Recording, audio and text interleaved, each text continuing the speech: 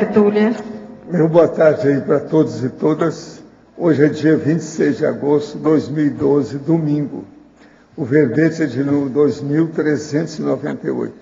Ele tem 8 páginas, 39 elogias e 14 máximos. O tema é Atitude Educativa Pró-Evolução. A especialidade é Reeducaciologia. Quem redigiu o verbete aí, que se dedicou muito, é a professora Lourdes, que está aí muito bem assessorada hoje. Agora, definição. A atitude educativa pró-evolução é toda postura, hábito, ação cosmoética organizada tecnicamente pelo preceptor ou preceptora, com o objetivo de promover, facilitar e desenvolver nas consciências infantis competências teáticas pró-evolutivas determinantes para o amadurecimento consciencial no futuro adulto. O ato de encorajar a maturidade pensênica na infância. O ato de ensinar precocemente a pensenizar sadiamente quanto aos outros. A holopensenização precedente à dispersidade. A atitude educativa pró-evolução. A reeducação evolutiva.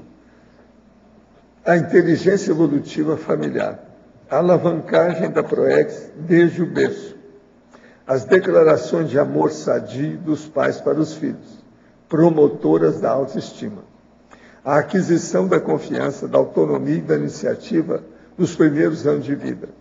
A lucidez precoce sobre o fato de cada escolha acarretar responsabilidades pessoais no presente e no futuro. A aquisição da segunda língua a partir da gestação. Agora, nós temos aí muito mais de 30 linhas na fatologia, tá? Agora, o Comitê de Para-Recepção Assistencial Específico para os profissionais de educação competentes. O amparador do infante atuando através do preceptor. A convivência no período fetal com a mãe tenepsista. O ensino precoce dos encapsulamentos energéticos. Agora, nós temos aí na argumentologia uma tabela com 111 confrontos entre atitudes educativas pró-evolução e atitudes educativas anti-evolução. Agora, nós temos aí, na remissiologia dos 15 itens, nós destacamos 5. Educação despertológica, educação primária, ensino, exemplo pedagógico e parapreceptoria. Frase enfática. A atitude educativa pró-evolução cosmoética legitima o preceptor familiar ou profissional ao proporcionar às crianças o usufruto sadio e precoce da aceleração da história pessoal. Você já identificou a influência no amadurecimento consciencial das atitudes educativas pró-evolução e anti-evolução recebidas na infância? Em caso afirmativo, quais benefícios evolutivos auridos já foram compartilhados com SINs infantes? A bibliografia específica tem 2 fontes bibliográficas. Agora aqui, a mega-análise com João Paulo são 20 itens. Amadurecimento, aprendizagem, ação, autodisciplina, maturidade. Postura, autocompetência, maxi-polivalência, inteligência e autonomia. Preceptoria, profilaxia, autorreflexão, erudição, organização. Priorização, evoluciologia, invexologia, cosmoeticologia e reeducaciologia. Agora, nós temos aí, no verbete do dicionário, a xismologia. O argumento é didaticológico. Aí é só ver que o verbete é pequeno. É fácil de ser entendido com calma. Agora, nós temos a verbetógrafa Lourdes. Na fatologia, linha 5, poderia nos detalhar mais a respeito da aquisição da segunda língua a partir da gestação, bem como a aprendizagem de 3 línguas na primeira infância, a linha seguinte, e 6 línguas na segunda infância? Qual o limite para um infante ser poliglota? Na página 2, linha 7 e 8, poderia nos falar mais sobre o esclarecimento conscienciológico, desmitificando a nova moda do reiki para crianças? Sim. Então, relativamente ao limite do poliglotismo na infância, a curiosidade é essa, é que não se sabe qual é o limite.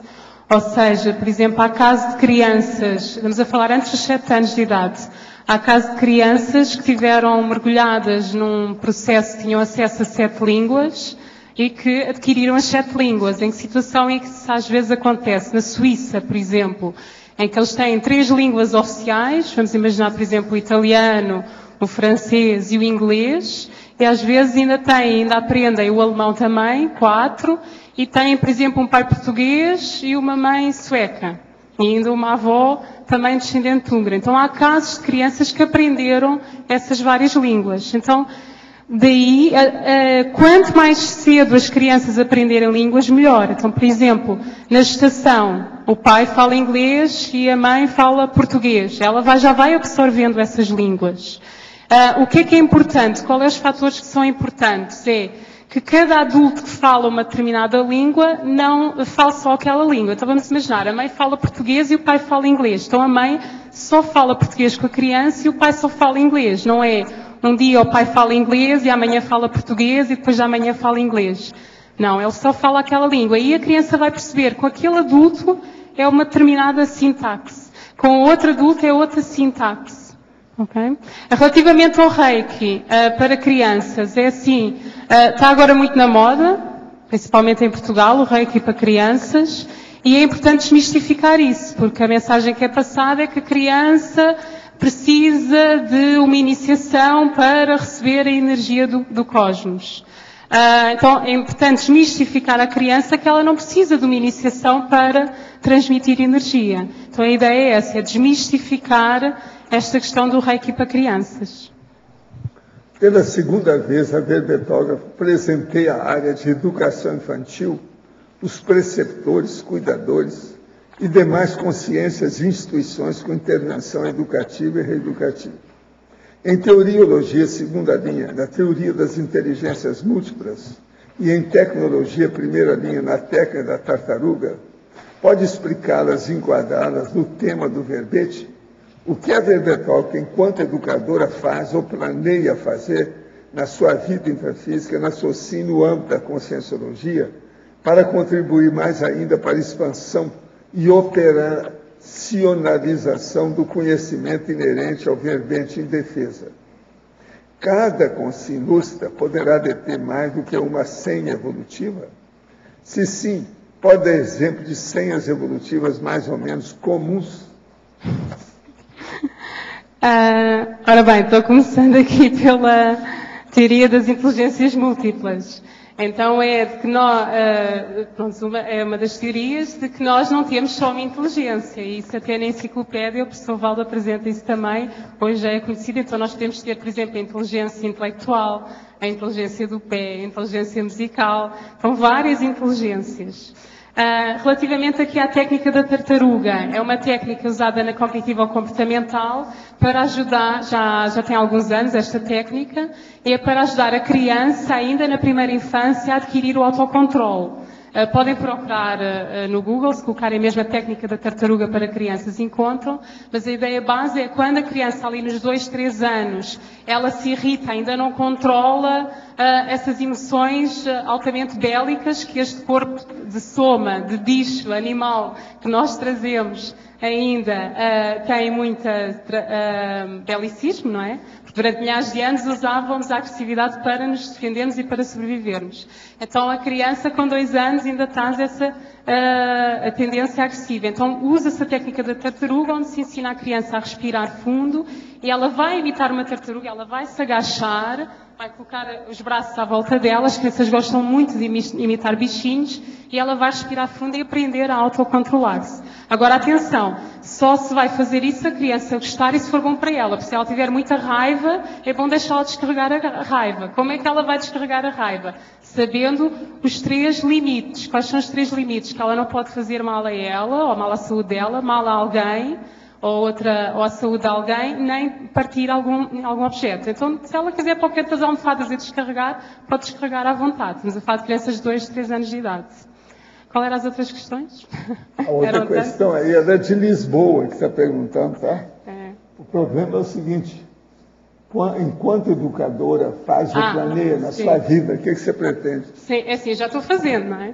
Já estou escrevendo verbetes, sou recém-voluntária da Evolucim, já estamos aí adquirindo alguns projetos e depois, futuramente, irá sabendo. Eu sou mais verbação, ou seja, eu gosto mais de falar do que já fiz do que o que vou fazer. É combinado assim? Muito bom, inteligente, né? É verbação. Saber é diferente de conhecer em qualquer dimensão, conforme o princípio da descrença, onde devemos ter as próprias experiências. Nas escolas e academias, o ensino sempre tem várias teses diferentes. O que faz mal para a saúde hoje, amanhã é saudável. O que antes era saudável, agora é maléfico. O que se sabia sobre um povo ou cultura do passado, hoje tem outras conclusões. O que era planeta agora é membro do cinturão. Vamos ver essas teses descobertas de nomenclaturas dentro do verbete do dicionário. Em sua opinião, o primeiro homem que descobriu a Terra é redonda foi porque se projetou, foi no espaço e viu ou foi através de estudos? Devemos seguir os mais experientes que ensinam ou devemos analisar todas as teses, inclusive as que nos chegam extrafisicamente, e seguir as instruções? Olha, vamos aqui devagar. Primeira coisa, os caras lá ficaram sabendo da Terra através de estudos. Aquilo é processo de projeção da ideia. Agora, devemos seguir os mais experientes e analisar todas as teses. Inclusive, a gente tem que estudar e interrogar tudo até de amparador. Qual a sua opinião sobre a frase atribuída a Albert Einstein? Não existe nenhum caminho lógico para a descoberta das leis do universo. O único caminho é a intuição. A intuição, eu já tinha alguma ideia sobre isso, por isso que ele falou, porque o processo é o parapsiquismo. A intuição aí, no caso, seria a intuição parapsíquica. E isso eu não sabia. Agora aqui para a nossa verbetógrafa. Na fatologia, 15ª linha, de baixo para cima. Pode relacionar o ato de ensinar a criança a limpar, lavar e secar, completamente sozinha, os respectivos órgãos genitais, a partir dos 3 anos de idade, com o que ocorre na realidade em muitos locais de acolhimento a crianças. Essa também é de Lisboa. Sim. Isso é uma atitude de prevenção dos abusos sexuais. Infelizmente, sabe-se que os abusos sexuais em crianças são de pessoas próximas, ou seja, de familiares, de educadores, profissionais de saúde.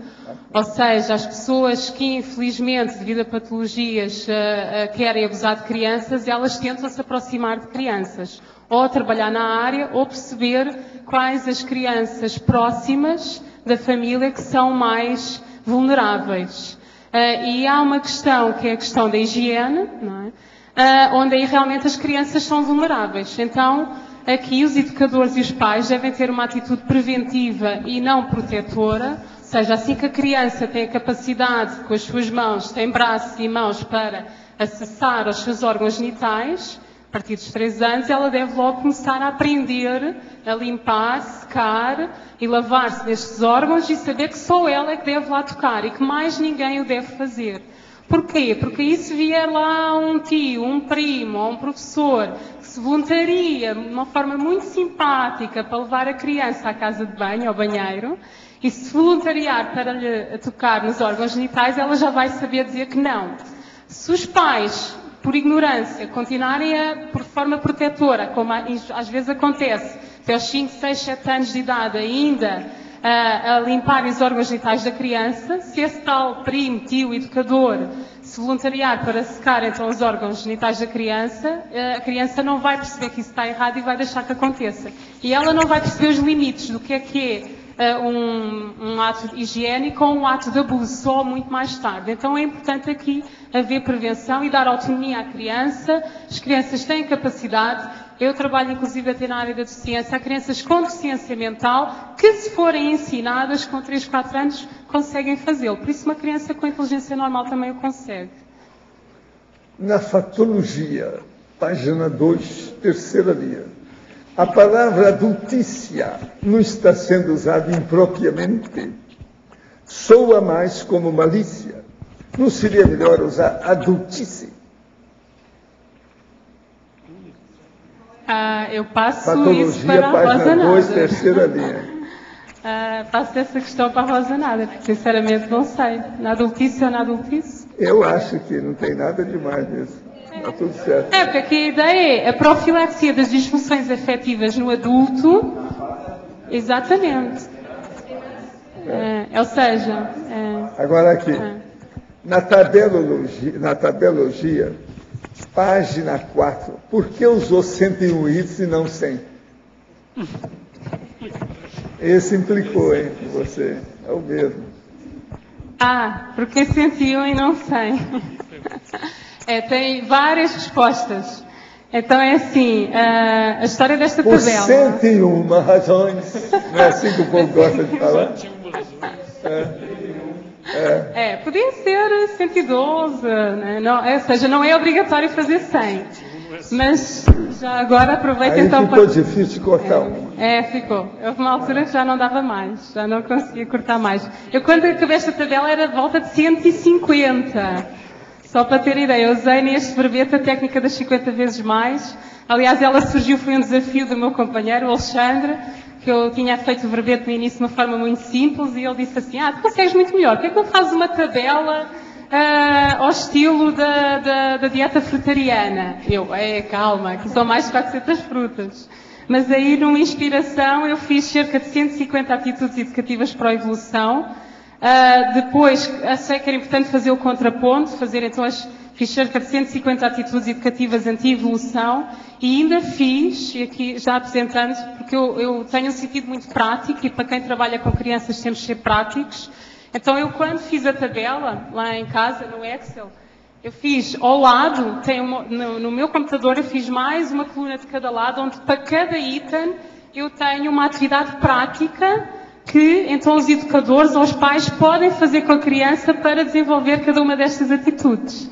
E isso a maioria está na fatologia, mas se quiserem aprofundar alguma atitude de uma forma prática do dia-a-dia, terei todo o gosto em responder. Agora, ao nosso amigo, eu quero dizer que não é tabelologia, não, é tabelologia. Estava errado aqui. Esse assunto abordado é de extrema importância na melhoria da educação infantil. Meu marido e eu somos intermissivistas e temos muitas dúvidas sobre a educação de nossos filhos pequenos, mais precisamente do que se refere à leitura. Nossa filha de 4 anos deseja muito ler histórias de príncipes e princesas e gostaria de estimular outros tipos de leitura. Quais os livros que recomenda para essa faixa etária? Existem também desenhos que possam estimular a aprendizagem? Então, o que é importante nessa faixa etária em relação aos livros é que ela goste de livros. Se ela gosta de livros com princesas e príncipes, deixa estar. Leiam-lhes muitos livros com princesas e príncipes. O que podem e devem fazer e estar atentos é o conteúdo do que é que essas princesas e príncipes fazem. Ou seja, já agora que eles façam algo pedagógico e não algo antipedagógico. Eu lembro, por exemplo, uma vez um livro em que era uma princesa que no fim detestava matemática. Então, se ela gostar muito daquela princesa, ela pode achar que é normal não gostar de matemática. Então, é importante que os pais, antes de comprarem um livro para a criança, lerem o livro todo e verem se às vezes numa única página não passa um conteúdo errado que vai estragar todo o restante do livro. O mais importante é então eles gostarem de livros, porque depois, quando forem para a escola, o que é importante ficar no primeiro ano do ciclo? É gostarem de livros e serem concentrados. E se eles gostarem de livros é meio caminho andado e a concentração vem pela leitura e também muito através dos puzzles. Os puzzles ajudam muito na concentração.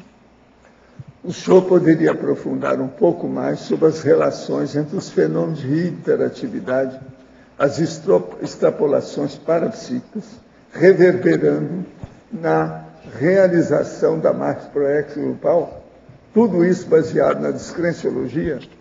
Não, o problema, tudo que você está falando aí, tem relação. Agora, a melhor coisa que tem é estudar cada caso de per si, anotando o que é que ocorre e fazendo os cotejos necessários, com associação de ideias, para ver como é o encaminhamento, se o megafoco está correto daquilo que a pessoa está fazendo. Por quê? Às vezes, tem muita inspiração, muita orientação e até muita extrapolação. Agora, é necessário ver se aquilo está de acordo com o resto do grupo evolutivo. É aí que se entra a Max Proex, grupal. Em Fatologia, página 1, 8ª linha, poderia explicar a brincadeira do nada e da força do silêncio, estimulando a autorreflexão? Essa brincadeira do nada e da força do silêncio é bem interessante. É desafiar a criança ou uma turma, é muito interessante também fazer com uma turma de crianças que hoje vão fazer algo muito especial e vão descobrir a força do silêncio. E que é muito importante olharmos para dentro de nós, e quando olhamos para dentro de nós, nós desenvolvemos-nos mais. Então, qual é o desafio? Atrás do professor ou atrás do adulto vai haver um relógio com ponteiro dos minutos e dos segundos, isso é muito importante, e vamos desafiar as crianças e a turma a ver quem é que consegue ficar 1 minuto, atenção, não é mais que 1 minuto, 1 minuto em silêncio, e que aí vamos seguir o ponteiro dos segundos. E é bem interessante aí que as crianças gostam desse desafio. Temos que aí dar o reforço para as crianças que estão em silêncio. Há sempre crianças que ao fim de 10, 15 minutos vão estar a rir, não vão conseguir. Não vamos mandar calar, porque isso estamos a mandar calar, então nós, o adulto, também não estamos em silêncio. E aqui o objetivo, encontram também no Google já, é colocar a brincadeira do nada e a força do silêncio. O objetivo é então ensinar desde cedo a introspeção e o apreciar o silêncio, quando hoje em dia as crianças têm tantas atividades sem silêncio. O Laíno Loche já falou que ele quer voltar a ser criança para ser seu aluno em Portugal. Você é a maior. Você não acha que é uma boa? Agora, na página 2, 2ª linha, a profilaxia de disfunções afetivas na adultícia com o treino e a prática contínua de atividades promotoras da inteligência emocional na infância. Aí eu recomendo lerem um livro que está no meu outro verbete, da Educação Despertológica, não está neste porque já não havia espaço para mais, que é Atividades para Desenvolver Inteligência Emocional nas Crianças. Tem lá na biografia, e então a ideia é, desde cedo, desenvolver a inteligência emocional nas crianças, de forma a, quando for adulto, possa ao máximo haver o mínimo das disfunções afetivas. Temos que lembrar que a nossa geração de adultos, quando nós éramos crianças, não existia a inteligência emocional. A inteligência emocional é novo, só surgiu depois dos anos 90, então os nossos pais, os nossos professores não nos sabiam passar e desenvolver a inteligência emocional. Isso é algo novo destas novas gerações e quanto mais cedo a criança aprender a controlar as suas emoções, perceber que tem emoções, o impacto das emoções no bem-estar dela e no bem-estar dos outros e nas relações sociais, maior probabilidade, quando ela for adulta, de ser mais equilibrado e mais evoluído. Em Parafatologia, página 2, 7ª linha, poderia explicar os jogos de adivinha de objetos com a leitura energética como a prática de exploração?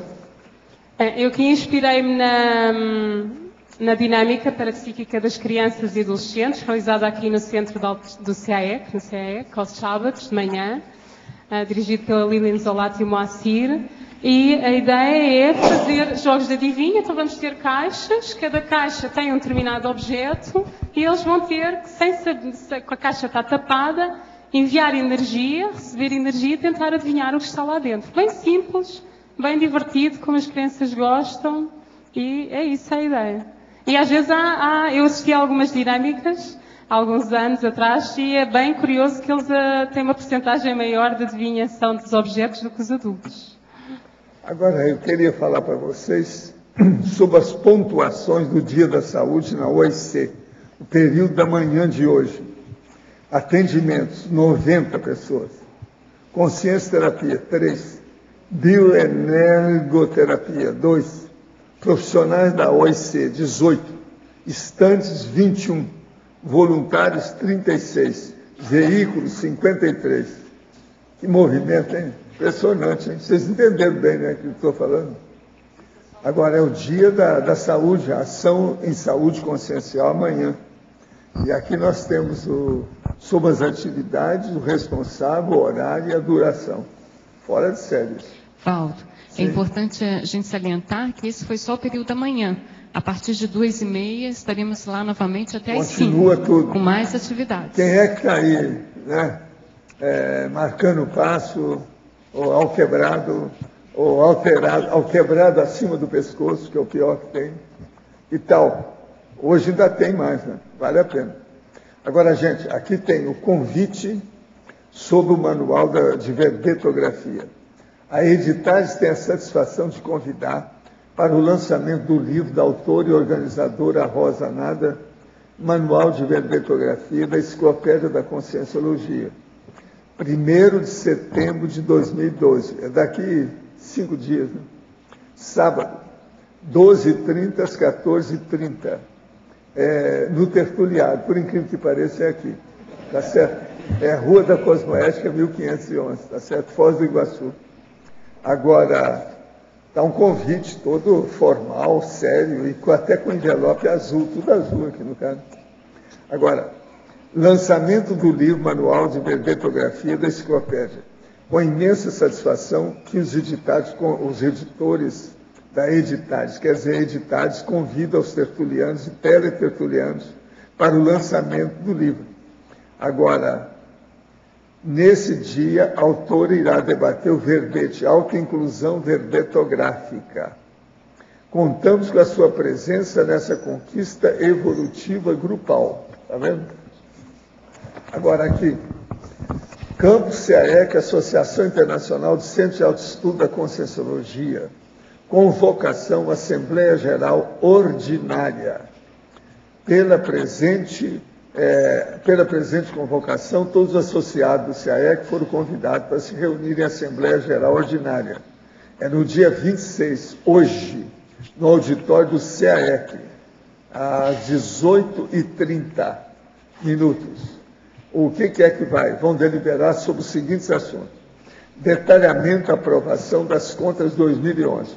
Aprovação dos novos critérios de preço de curso. Assuntos gerais. Aqui, secretário-geral do CAEC, Felipe Mansur. Tá? Agora, o que é interessante é que aqui está 17 de agosto, hoje é dia 26. Isso aí é a data da convocação, mas o que vale é hoje, não é isso? Vai ser hoje às 6h30, não é isso, da tarde? Então tá. De modo que vocês estão agora instruídos do que vocês devem fazer na vida nessas próximas horas hoje. Tá bom? Vocês vão lá na OIC, depois aparece aqui para ver o Felipe Mansur. Tá certo? É bobo daquele que não fizer isso, tá certo? Presta atenção. Agora, eu entrego a professora Lourdes para você. Lourdes, na página 2, parafatologia, 5ª linha.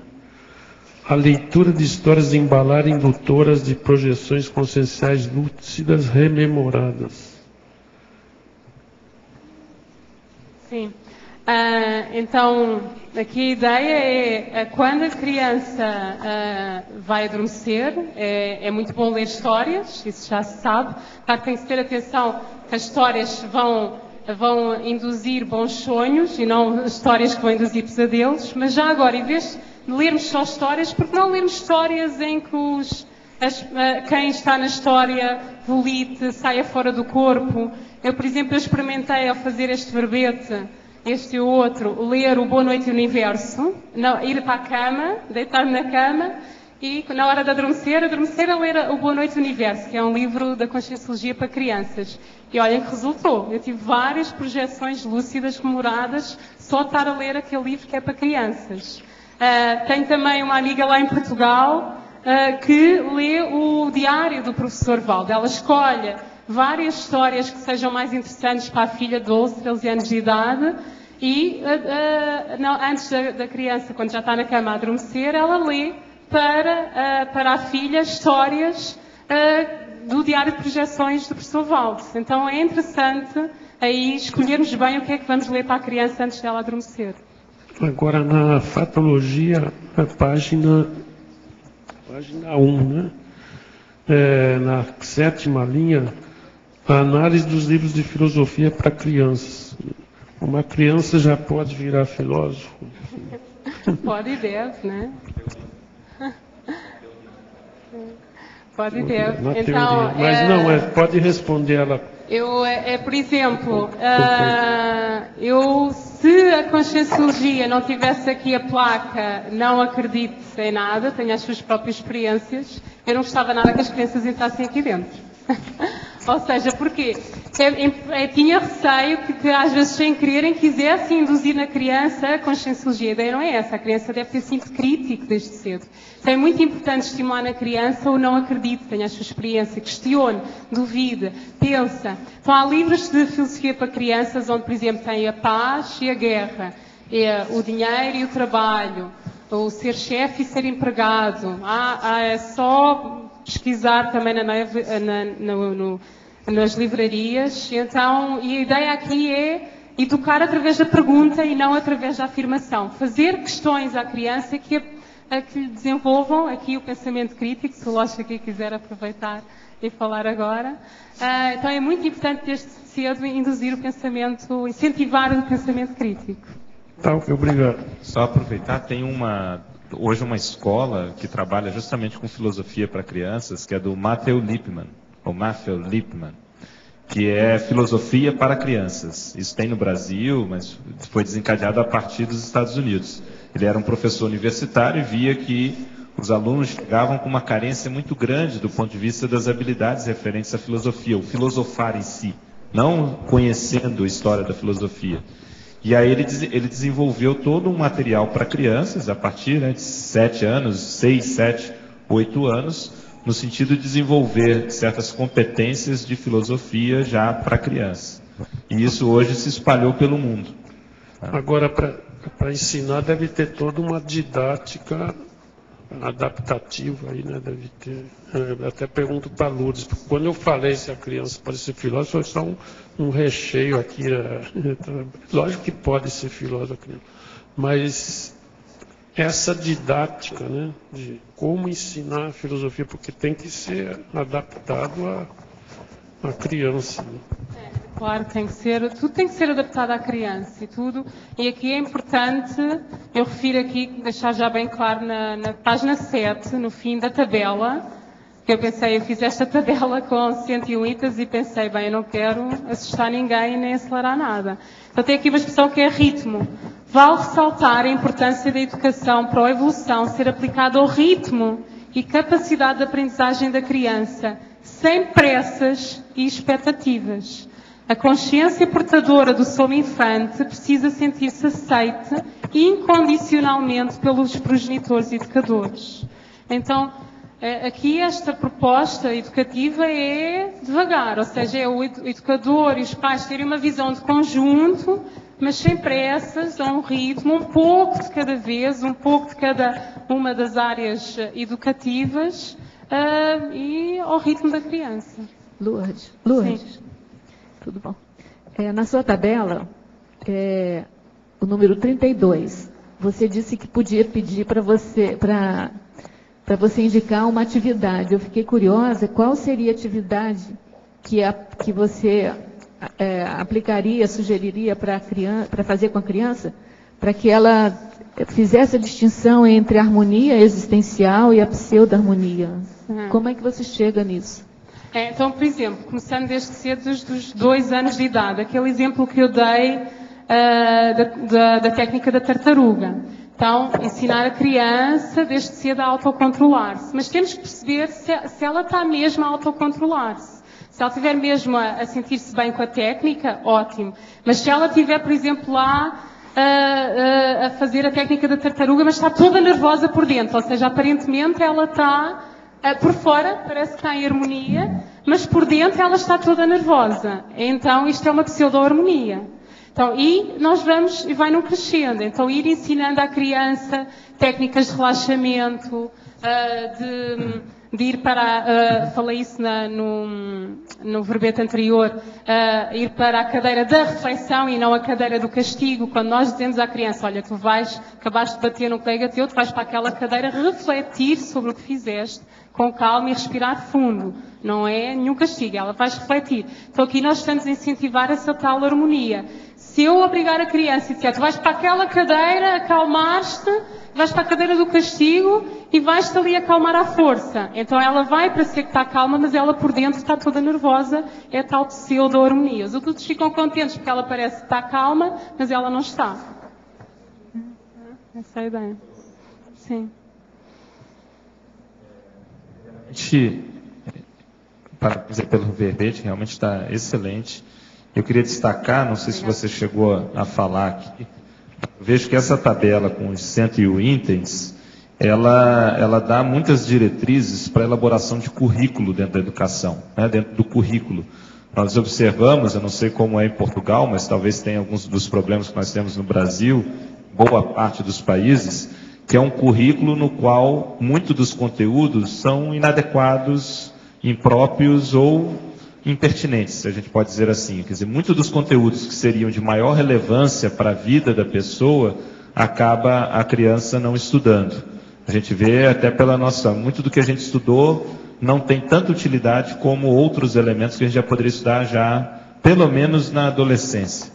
E eu vejo que aqui você estabeleceu esses 101 itens que poderiam servir, com certeza, para estabelecimento de um currículo para várias faixas etárias. Então, eu acho que isso aí deveria ser algo a se pensar, até você pensar, de repente, num verbete desse, como do currículo escolar. Mas eu queria aproveitar para fazer a pergunta referente à fatologia, na página 2, na 7ª linha. Você fala, o ensino precoce da não manipulação. Você pode falar como fazer isso? É um desafio, né? Então, desde cedo, imaginem que a criança, e aqui vai o contraponto que está lá na tabela. Uma coisa, vamos fazer, por exemplo, ensinar a manipulação. O que é que seria ensinar a manipulação? Que é, por exemplo, olha, tu vais te aproximar muito daquele colega, vais convidar aquele colega para lanchar contigo, para ele te ajudar nos trabalhos da escola. Então, devagarinho, já estamos a ensinar à criança para ter uma segunda intenção quando se aproxima dos outros. E aqui o ensino precoce da não manipulação seria fazer o contrário. Tu vais ajudar o colega porque, se quiseres, ou porque gostas do colega e só pelo gosto de ajudar. Incentivar desde cedo o gosto de ajudar o outro. Então, estar muito atento quando nós incentivamos a criança para fazer algo, se estamos a dar um segundo sentido ou não naquilo que estamos dizendo à criança para fazer. Mas aqui também envolve, pelo menos eu até tinha pensado nesse sentido, dela não ser manipulada também, não é? Claro. Quer dizer, não, acho que são duas ações, né? Não manipular, mas também não ser manipulável. Como é que você vê essa segunda possibilidade? É um desafio o tempo todo. E aí eu acho que é muito importante definir desde cedo o que é ser amigo. Isso é um problema atualmente nas escolas e nos educadores, que eles dizem para as crianças, vocês são todos da mesma turma, são todos amigos, têm que estar todos bem. Não é bem assim. Não é? Ou seja, podem estar todos bem, mas não são propriamente todos amigos. Então é passado uma ideia errada às crianças que amigo é aquele que está ao meu lado ou que amigo é aquele que passa muito tempo comigo. Não propriamente. O que é que às vezes acontece? A criança fica com aquela ideia que amigo é aquele que passa muito tempo comigo, então chega ali na altura da adolescência, então aquele colega que passa muito tempo comigo, mas que até parte vidros ou que até fuma, então ele é meu amigo. Então eu tenho que, se ele me disser para partir vidros ou para assaltar uma idosa, eu também o vou fazer porque ele é meu amigo desde há 5, 6 anos. Então é importante aí desde cedo, desde os 4, 5 anos, explicar a diferença entre ser amigo e ser colega, e que amigo é alguém que nos respeita, é alguém que não nos obriga a fazer algo que vá contra os nossos valores éticos, ou seja, que não nos obriga a fazer algo que faça mal à nossa saúde ou à nossa vida, ou à saúde ou à vida de outros. Que amigo está, quando nós não estamos bem, ele vai estar lá ao nosso lado. Então, por exemplo, imagina, um amigo, se tu fores gozado por outros amigos, o teu amigo vai te ajudar, vai estar do teu lado. Não é? Ele não vai fugir de ti no momento em que os outros estão a gozar contigo e depois só está contigo quando é para brincar à bola. Então, incentivá-lo também nesse sentido, de ele estar atento até que ponto é que ele é amigo também, não é? O que é que ele faz quando está perante os outros colegas? Ele vai lá ajudar os colegas ou os amigos quando eles não estão bem ou não? Então, é um desafio aqui também entra a questão do dinheiro, também, aqui desde cedo, que aí é onde mais pega. O dinheiro é bem interessante, né, para ver o nível de ética das pessoas. Quando a pessoa está nos extremos, ou seja, ou com muito dinheiro ou com muito pouco dinheiro, é que se vê o nível de ética da pessoa. Então, pode ser desde cedo, ensinar a criança, estimular ela a lidar com o dinheiro, mas ela ser ética com o dinheiro. Ela não vai, por exemplo, vender aos colegas coisas que vá fazer mal à saúde dos colegas, ou algo que esteja errado, ou algo muito caro. Ela aqui não vai manipular, mas também não se vai deixar manipular, porque também já sabe o preço das coisas e se houver um colega que queira vender algo que esteja acima do preço ou que esteja errado, ela também não se vai deixar enganar. Então entra aqui, eu acho que o dinheiro é uma excelente forma de ensinar a ética desde cedo à criança e a não manipulação. Professor, Juderley Colares. Aqui. Eu queria chamar a atenção, perguntar para você a respeito do dicionário DAC, achismologia. A ideia aqui é carregar o achismo inicial para uma autopesquisa? Não. A ideia é chamar a atenção que o processo de achismo não é o ideal. A pessoa achar, ela vai pelo instinto dela na hora, sem experiência. Isso não é o ideal. Que o ideal é fazer pesquisa, é investigar, é ciscar, é fazer abordagem nas coisas com racionalidade. E a pessoa seguir isso de maneira lógica. Agora, a pessoa só dá palpite no ar assim, isso não resolve. Isso é falta de desconfiômetro. E onde que entra o aspecto didático que o senhor coloca aqui no argumento? O didático aí é você analisar isso com calma, né? Ver direitinho como é que você é, como é que você reage com isso, como é que você reage também para expor aos outros. Por exemplo, tem muita coisa que o povo me pergunta, eu falo assim, eu não tenho competência, eu não sei o que quer dizer isso, eu não li esse livro, eu não conheço esse autor, eu vivo falando isso. Eu não estou no achismo, você está entendendo? Eu procuro falar aquilo que eu tenho experiência. Agora, o ideal é a verbação. A gente só falar depois que você teve a experiência, que vivenciou aquilo. Foi o que a Lourdes falou agora. Isso aqui é o contra o processo do achismo, totalmente. Tá. Agora, aqui tem algumas coisas para a pessoa pensar, né? Por exemplo, no fim eu falo assim, no universo das neoideias, o ideal é começar pela teoria. É a chamada saturação teórica. Assim que a pessoa começa a mudar, ela quer a vivência direta. Na prática, em geral, até que se usa muita teoria. No entanto, sem expressar a lógica pertinente. Importa refletir nas declarações gerais digitadas nos múltiplos sites e blogs da internet, o achismo predomina em mais de 50%. Estou sendo bonzinho, é muito mais que isso. Os fatos estão aí, importa pesquisar. Aprendamos pelos fatos. O principal mata-burro do achismo é só ficar no achismo, não, então? É a pessoa ansiosa que quer resolver aquilo, então ela acha que já sabe. Ela então põe o carro adiante dos bois. Ela se atropela. Isso é precipitação, é impulsividade, é ansiedade. Eu estava realmente com um pouco de ansiedade no início. Agora, quando o eu cheguei processo aqui. é emoção. Achismo tem sempre emoção atrás. Uma emoção burra, que é superficial, é coisa animal, de bicho. Falta lógica, falta racionalidade. Então, a maioria dos achismos, eles já nascem irracionais. Ok. Eu quero continuar, que eu tenho algumas ideias aí para discutir com o senhor. A gente tem discutido vários assuntos, tá? Fanatismo, sexo, absolutismo, reciclagem, uma série de coisas. Aí veio para mim, a complementar, o último retrocognições, a questão da maçonaria. Aí a princípio eu não soube linkar, mas também depois eu comecei a fazer um cotejo fora daqui, da CCCI, eu recebi assistência de 5 maçons, 5 amigos maçons. E eu fiquei me questionando, por que veio essa questão da maçonaria agora, nesse momento? Sendo que eu estou focado em outra coisa. Aí eu fiquei pensando a respeito disso, não sei aonde que vai desembocar, porque deve ter tido alguma razão devido a essa questão. Agora, uma coisa bacana, assim, que nesse último complementar, sentou o Jorge, eu, o Oswaldo, a gente sentou junto, numa mesa lá, mesa auditório. E veio a questão dos templários. O Jorge estava futucando esse assunto, assim, não para de vir coisa para ele. E assim, o que me chama a atenção, que teve a briga de cristãos com os mouros, os árabes. Aí veio a minha amiga aqui, que a gente tem um rapport muito grande. E acho que tem alguma coisa aqui que a gente não está sabendo identificar. Agora, eu me pesquisando, eu estou notando assim que eu, com o meu grupo Karma, eu estou muito, entre aspas, enrolado. Eu tenho muito acerto para fazer e tem coisas vindo do passado, gente que vai vir, que vai sair, uma série de coisas que eu tenho que acertar. Agora, isso está me chamando muita atenção. Agora, levando para a questão, né, dos templários, isso tem chamado bastante atenção, o nosso envolvimento aqui. Agora, um dado que chamou mais atenção ainda, que no meu primeiro Consim Cobaia, eu recebi muita assistência do Oswaldo e do Jorge. Pode ser que seja ex-colegas meus templários me assistindo? Não é possível. A única coisa que eu posso dizer é que vocês dois aí, ó, vocês têm problema de grupo, cara. Não, isso aí mas é mais sério, vocês dois aí. Não, isso eu já não sei, nós já estamos enrolados até o pescoço. Só que foi o que eu me perguntei contigo. Tá, e qual é a minha relação, então, das pessoas da CCI aqui comigo ou de mim com as pessoas da CCI? Todo mundo que vem aqui tem muita relação evolutiva com o resto do povo, devido ao curso intermissivo.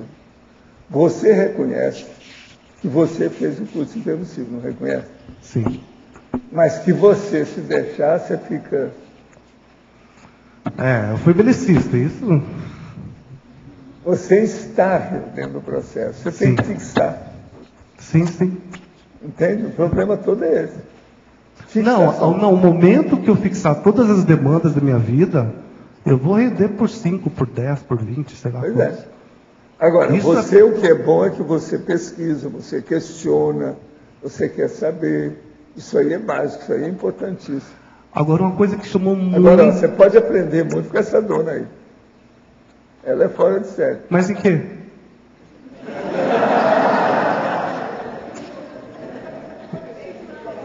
Eu tenho direito à ignorância, não tenho direito à ignorância. Grupo Karma, ela pode explicar muito isso aí para você. Tá, uma coisa que chamou... Ela é uma pessoa ímpar. Não tem ninguém igual a Sheila aqui. Tá, uma coisa que chama muita atenção, que, por exemplo, esse primeiro Consim Cobaia meu, que estava o Oswaldo, estava o Jorge estava fazendo Você precisa de uma série de Consim Cobaias. Você precisa mais. Não, mas eu já estou inscrito até o final do ano.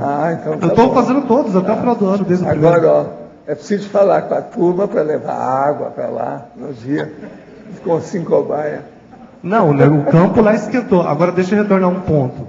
Esse primeiro Consim Cobaia que eu participei, que eu recebi muita assistência deles, o Jorge estava fazendo força para chegar, porque era para lá ter ido. Ela não conseguiu chegar nesse Consim Cobaia, ela ficou de fora. Isso chamou muita atenção. Talvez uma relação de nós quatro. Eu vou pedir para a Sheila para aparecer lá. Agora... Você leva os trabucos todos possíveis. Agora tem mais... Não, essa história tem mais dados ainda. Porque, assim, o último Consim Cobaia, o penúltimo Consim Cobaia, que foi cobaia, ela já ia entrar direto. Como é a primeira vez dela, ela entra no segundo campo. Eu entrei no Consim Cobaia com a demanda de fora, uma dor de cabeça violenta. Saí, tudo, passei mal. Fafá fez arco voltar aqui em mim, voltei, passei mal, saí de novo do campo. Aí, no que eu voltei, os amparadores me assistiram. Aí, zerou. Aí, ela disse que recebeu. Quando ela entrou, ela disse que recebeu muita assistência minha. E o dado interessante é que o Jorge não conseguiu entrar nesse Consim Cobaia. Ele também não, né? Jorge, você está enrolado aí com os dois, né, irmão? Dá um jeito, hein? Agora, isso que está chamando a atenção, essa questão que está vindo muito deles do Templário. Por que veio a maçonaria agora para mim? Agora, o capitão também entrou nessa história, né? Ele está aqui, ó. Não entrou não. Está só de olho. Né? Agora, uma coisa interessante, que os amparadores sempre mandam uma mensagem para mim, assim, que vão me ajudar. Isso vem toda hora. Uma vez que veio uma mensagem, uma dinâmica aí, Para mim não desistir da minha recém e quando ficar difícil. Agora, isso quando às vezes assento. E complementar essa informação veio também que não fugir das minhas responsabilidades, que são totalmente grupocármicas, então policármicas. Tá bom. Quer dizer que pouco a pouco você está chegando lá.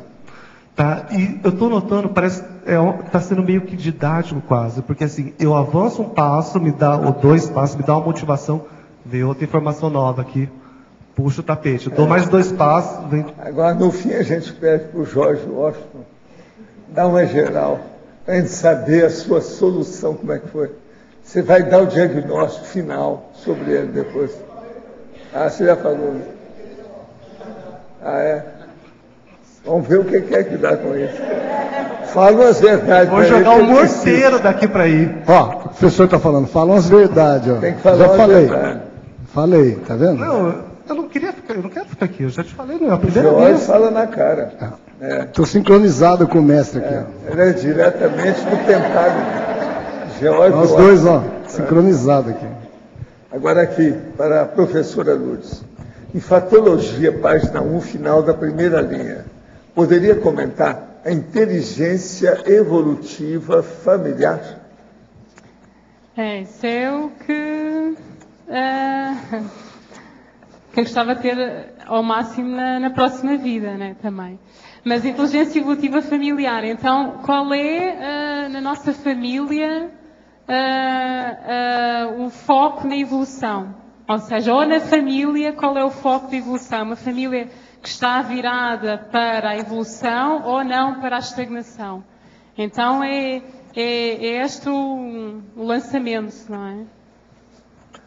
No verbete do DAC, página 42, em conclusão, poderia ampliar o item senescenciologia? Qual seria a principal razão de muitos jovens estarem caducos consciencialmente nesse mundo ainda hospital? O problema tudo é que a maioria entra em processo de tóxico e más companhias. Isso aí desvia tudo ainda na adolescência e etc. Agora, o que se passa? Eles têm muita energia. Quando aplica tudo isso, o desastre é maior. Então, um jovem pode errar mais do que uma pessoa madura, porque não tem experiência e tem muita energia para gastar. Por isso é que tem muita gente, às vezes, transviada. Agora aqui, professor, em estado de projeção consciente, algumas vezes, adentramos em ambientes onde os presentes não são capazes de nos perceber, e isso ocorre naturalmente, sem depender da nossa vontade. Mas, outras vezes, isso é feito de modo intencional, ou seja, escolhemos se devemos ficar visíveis ou não. O que isso significa? O senhor poderia falar sobre o assunto? Não, significa que a pessoa tem lucidez extrafísica, lucidez consciencial. A coisa mais séria é ter essa lucidez. A projeção boa é justamente a projeção lúcida. Tem que ter autoconsciência daquilo que a pessoa está fazendo. Agora, o problema todo é o seguinte, chega no certo ponto, você não precisa perguntar mais. As suas vivências já vão expor tudo para você. Aí os amparadores entram para clarear e aprofundar ainda mais aquilo que você vivenciou fora do corpo. Agora, a pessoa tem que insistir. E outra coisa, pensar sempre na interassistencialidade. Você não deve pensar que você quer sair do corpo apenas para ter curiosidade de ver isso ou aquilo. Isso é bobagem. Fazer turismo extrafísico é negativo, é paratosférico. A pessoa tem que sair do corpo para ajudar as outras consciências. Na patologia, na página 2, no final da sétima linha e início da oitava, os esclarecimentos conscienciológicos desmistificando a nova moda clínica para as crianças. Você pode falar um pouco dessa nova moda e como que pode ser os esclarecimentos conscienciológicos desmistificados? Eu já falei no início. Mas em Portugal, pelo menos, está agora na moda o Reiki, há uns anos para cá, e agora há muitos cursos de Reiki para crianças. E o que é passado nestes cursos é que, para eles lidarem com a energia, têm que ter uma iniciação, e só quem tiver iniciação é que pode, então, lidar com a energia. Então, a ideia aqui é desmistificar para lidarem com a energia, não precisam ter essa iniciação. E também o Reiki também é passado que só pode ter energia se for um canal, que a própria consciência não tem energia, ou que se estiver ligado a um canal que pode passar energia para o outro. Nós sabemos que não é bem assim. Se a pessoa não estiver rígida, a sua energia não estiver higiênica, se ela não estiver com bons pensenes, ela vai passar energia contaminada para o outro. Então, por exemplo, é curioso, nós sabemos, às vezes vemos pessoas que fazem Reiki, elas são completamente doentes, são obesas, fumam, etc. Mas elas acham, como estão iniciadas no Reiki, que elas podem enviar energia para outra pessoa. Então, a ideia aqui é desmistificar isso com a criança, e perceber que isso da energia é algo importante, mas que também é sério, e que não é, por um lado, não é preciso mistificar, mas também há uma grande responsabilidade. Que se eu estou a pensar mal do outro, eu não posso enviar energia para o outro. Ou se eu estou doente, como é que eu vou estar doente e enviar energia para o outro? Como é que isso é possível? Então eu tenho que estar com saúde para enviar energia para o outro.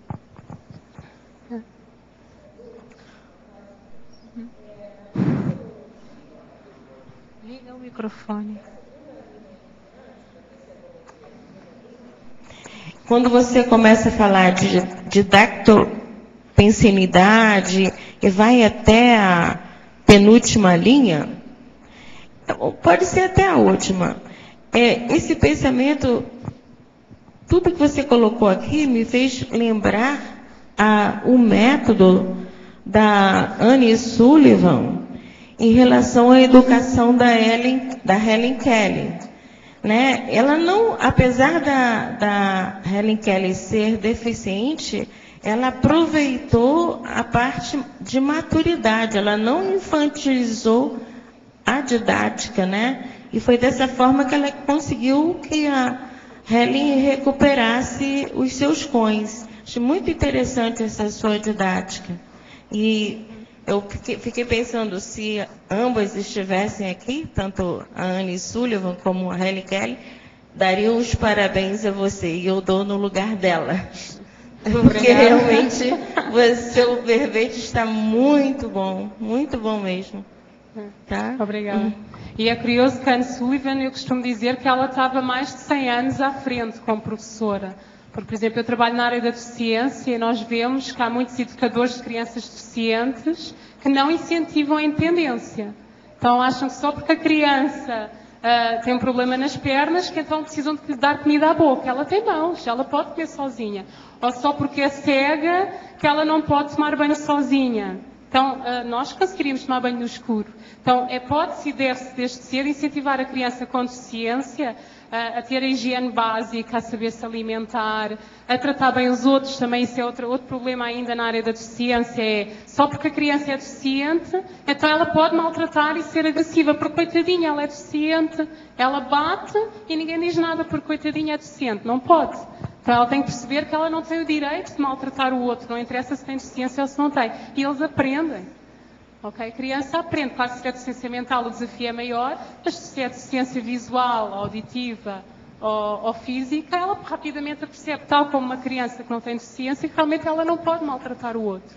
E isso nós víamos, a Anne Sullivan, ela não permitia a Helen Keller maltratar, porque como não estava disciplinada pelos pais, né, que os pais na época já eram à frente, porque na época o que era normal era colocar a pessoa com deficiência num asilo e mandá-la matar ou abandoná-la, e os pais já estavam à frente para a época, ou não abandoná-la. Mas mesmo assim a professora estava 100 anos à frente, ao incentivar a independência. Eu gostaria ainda de acrescentar, no caso, você falou que você é professora do curso de formação de professores, né? Formação de educadores. Pessoas que trabalham com crianças. Então, eu dei aula nesse curso de formação de professores e ensinava filosofia. E se você entrar em contato pela internet com esse autor, e você vai encontrar todos os subsídios para você ensinar o professor como dar uma aula de filosofia desde o pré-escolar aproveitando os porquês da criança, porque a criança começa no pré-escolar fase de interrogação. A filosofia começa a partir daí, né? E o livro também, O Mundo de Sofia, também é muito interessante para o primeiro grau, abordar a parte de filosofia. Tá bom? Lourdes aqui, no B. B, aqui na frente. Ok, foi. Lourdes, eu queria saber, na página 5, em tabelologia, no item 29, educar para a generosidade. Eu queria saber o que tem já dentro disso na educação. Aqui é bem curioso que já um grande pediatra reconhecido, que é o Brereton, eu falei isso também no verbete anterior, ele fala que os 3 pilares para um adulto ter uma forte personalidade é desde cedo, na infância, incentivar a desenvolver a autoestima, a generosidade e a sede do conhecimento. É bem curioso, que é bem na nossa linha também, não é? A pessoa saber os seus trafores, gostar de ajudar o outro, ser assistencial e ter a neofilia, querer sempre aprender mais. Então aqui, na generosidade, é incentivar desde cedo a criança a partilhar, desde o mais cedo possível. Nós sabemos que, por natureza, no desenvolvimento da criança, antes dos 3 anos, ela é egocêntrica. Não é? Ela acha que se o mundo existe é porque ela existe. Aquilo é um desafio, não é? Então, isto aqui é meu, se existe é porque é meu. Então, mas incentivar desde cedo a partilhar o livro, a partilhar a carteira, a partilhar a alimentação, a partilhar a roupa. Então, à medida que a criança vai crescendo, ela incentivar o partilhar. E é importante o elogio, que eu tenho isso no antagonismo, é importante elogiar a criança, de explicar a ela, olha, que a mãe, ou que a educadora, ou a professora está muito contente de ela ter partilhado a cadeira, ou a alimentação, ou o almoço com o colega. E a criança, é muito importante para ela, as crianças, por natureza, elas são carentes de atenção. Não é? Elas querem sempre atenção, e aqui podemos dizer até energia. Não é? Então se ela perceber então que esses comportamentos são importantes para os adultos, ela vai ter tendência a fazê-los mais vezes. E aí ela vai aprender o gosto e o prazer de ser assistencial desde o mais cedo possível. E se nós pensarmos então num adulto que gosta dele próprio, gosta de ajudar os outros e quer sempre aprender mais, realmente não há como ver aí uma forte personalidade.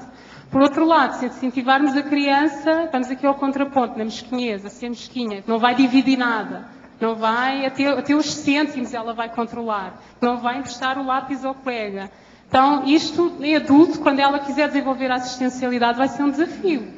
Porque ela foi desde cedo incentivada a guardar, e ela nem se apercebe que em adulto, porque tem tanta essa dificuldade de ajudar o outro. A gente vê que tem essa questão da força do exemplo, né? Mas, assim, dentro da escola, dentro do programa escolar, existe isso no ensino de criança? Já existe algum pensador está colocando, porque muitas vezes essas crianças vêm da família, né? E a força do exemplo é contrária, muitas vezes a generosidade, né? Não sei como é que se trabalha isso na escola. Aí depende mais do professor, é mais o professor que vai incentivar essa partilha ou não do que propriamente haver assim. Há programas também que incentivam a questão da amizade, e aí na amizade entra o partilhar. E isso é importante, mas não assim propriamente focado na assistência ou na generosidade. Há também, por exemplo, algumas escolas, conheço uma escola lá em Portugal que é a Belourinha, que eles têm um programa, que aquilo é uma escola que é numa zona muito rica, e quem fundou a escola percebeu que estava a haver um problema ali, que eram os pais com muito dinheiro, colocavam as crianças lá às 7 da manhã, iam buscar às 8 da noite, e achavam que a escola é que devia fazer tudo. E então ela fez um projeto em que ela incentiva desde cedo eles a criarem o seu próprio dinheiro, porque eles são de famílias ricas, podiam achar que não precisavam de criar dinheiro porque vêm de famílias ricas, mas a doarem tudo. Então, por exemplo, eles no primeiro ciclo, eles vão fazer algo que eles vão vender, e tudo o que eles venderem, eles vão doar para instituições de caridade. É bem curioso. E o último desafio do quarto ano da quarta série é de escreverem um livro. Então, cada um deles vai fazer o seu livro do que eles quiserem. Aí eles não dão liberdade, mas não é um livro da turma, é cada um vai ter um livro, estamos a falar de 9 anos de idade, imaginem, não é? Eu fiz o meu livro com 9 anos de idade. Depois vão ter que vender o livro, mas todo o dinheiro do livro é doado para uma instituição à escolha da criança. Então isto é muito interessante, incentivar logo desde cedo aqui a questão do doar, quando ainda por cima estamos a falar que vêm de famílias com dinheiro. Você falou também da questão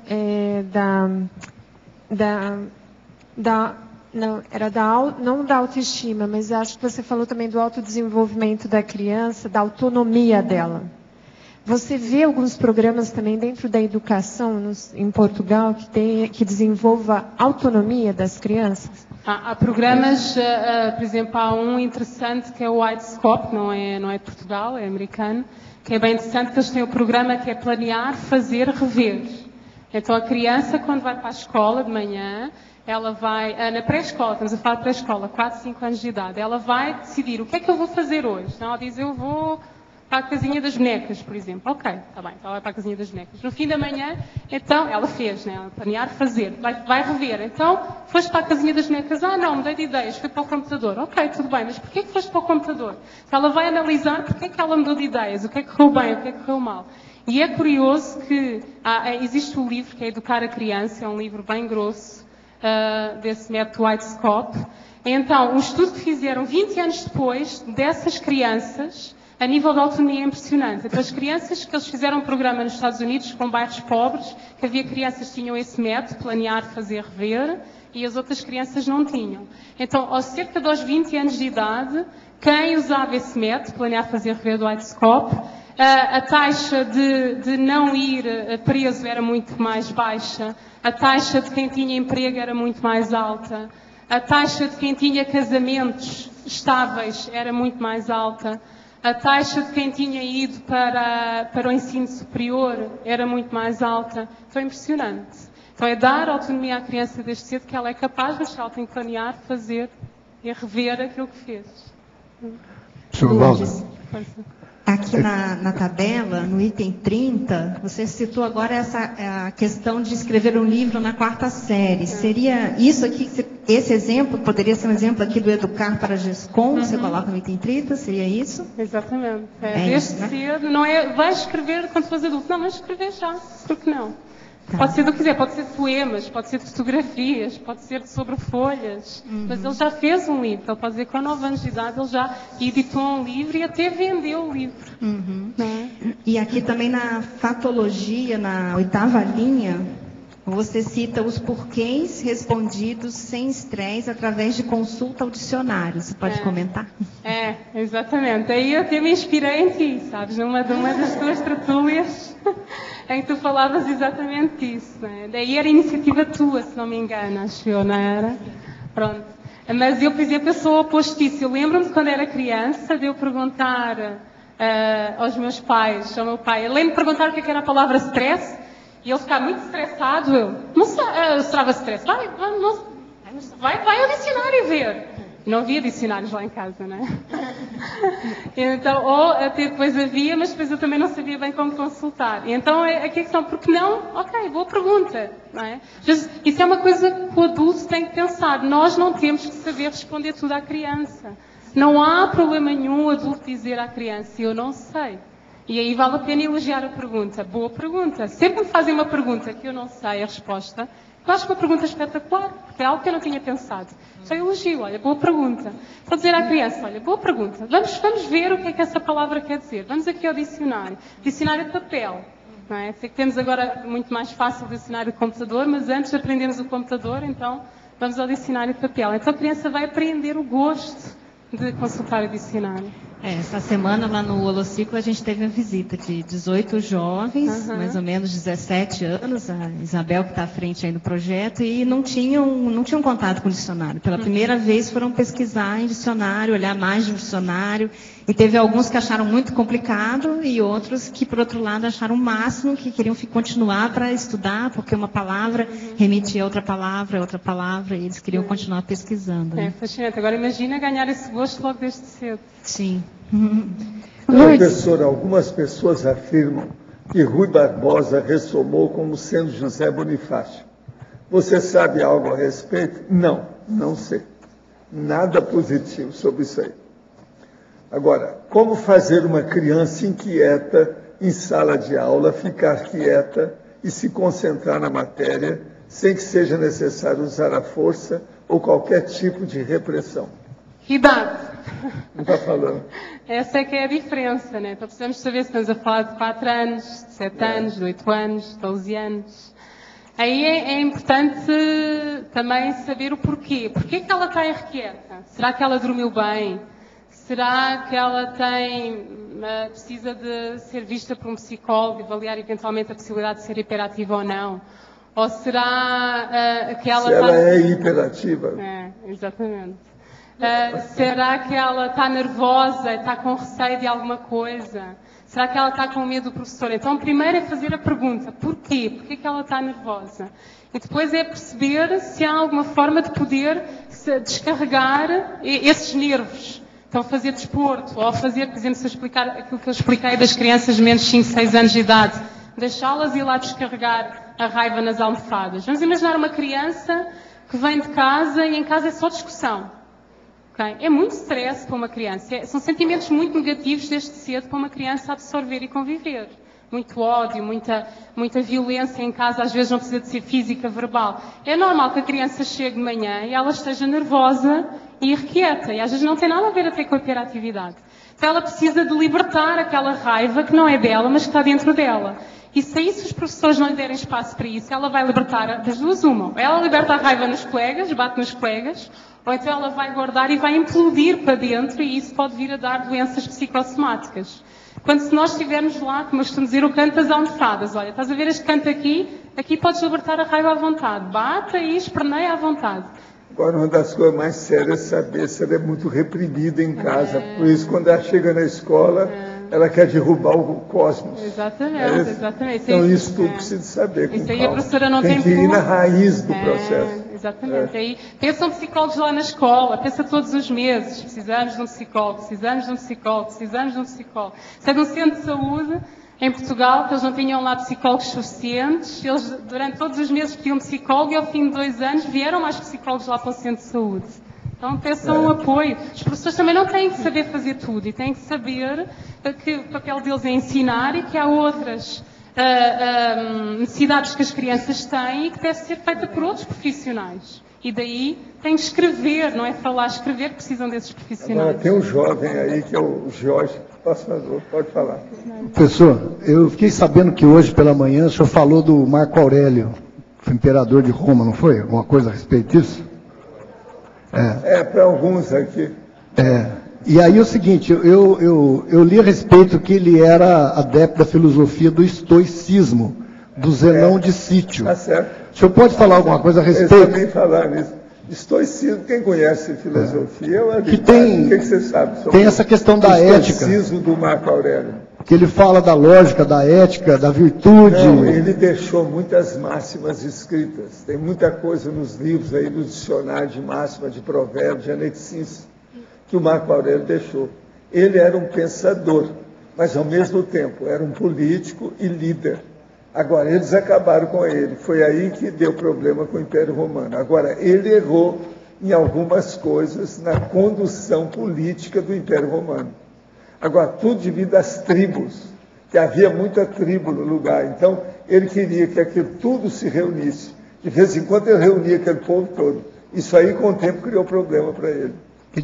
Ele queria fazer uma uniformização, uma padronização, nivelar por alto, por cima. Está muito bem bolada a ideia dele. Foi um dos bons Mas ele não conseguiu devido ao povo muito primitivo demais.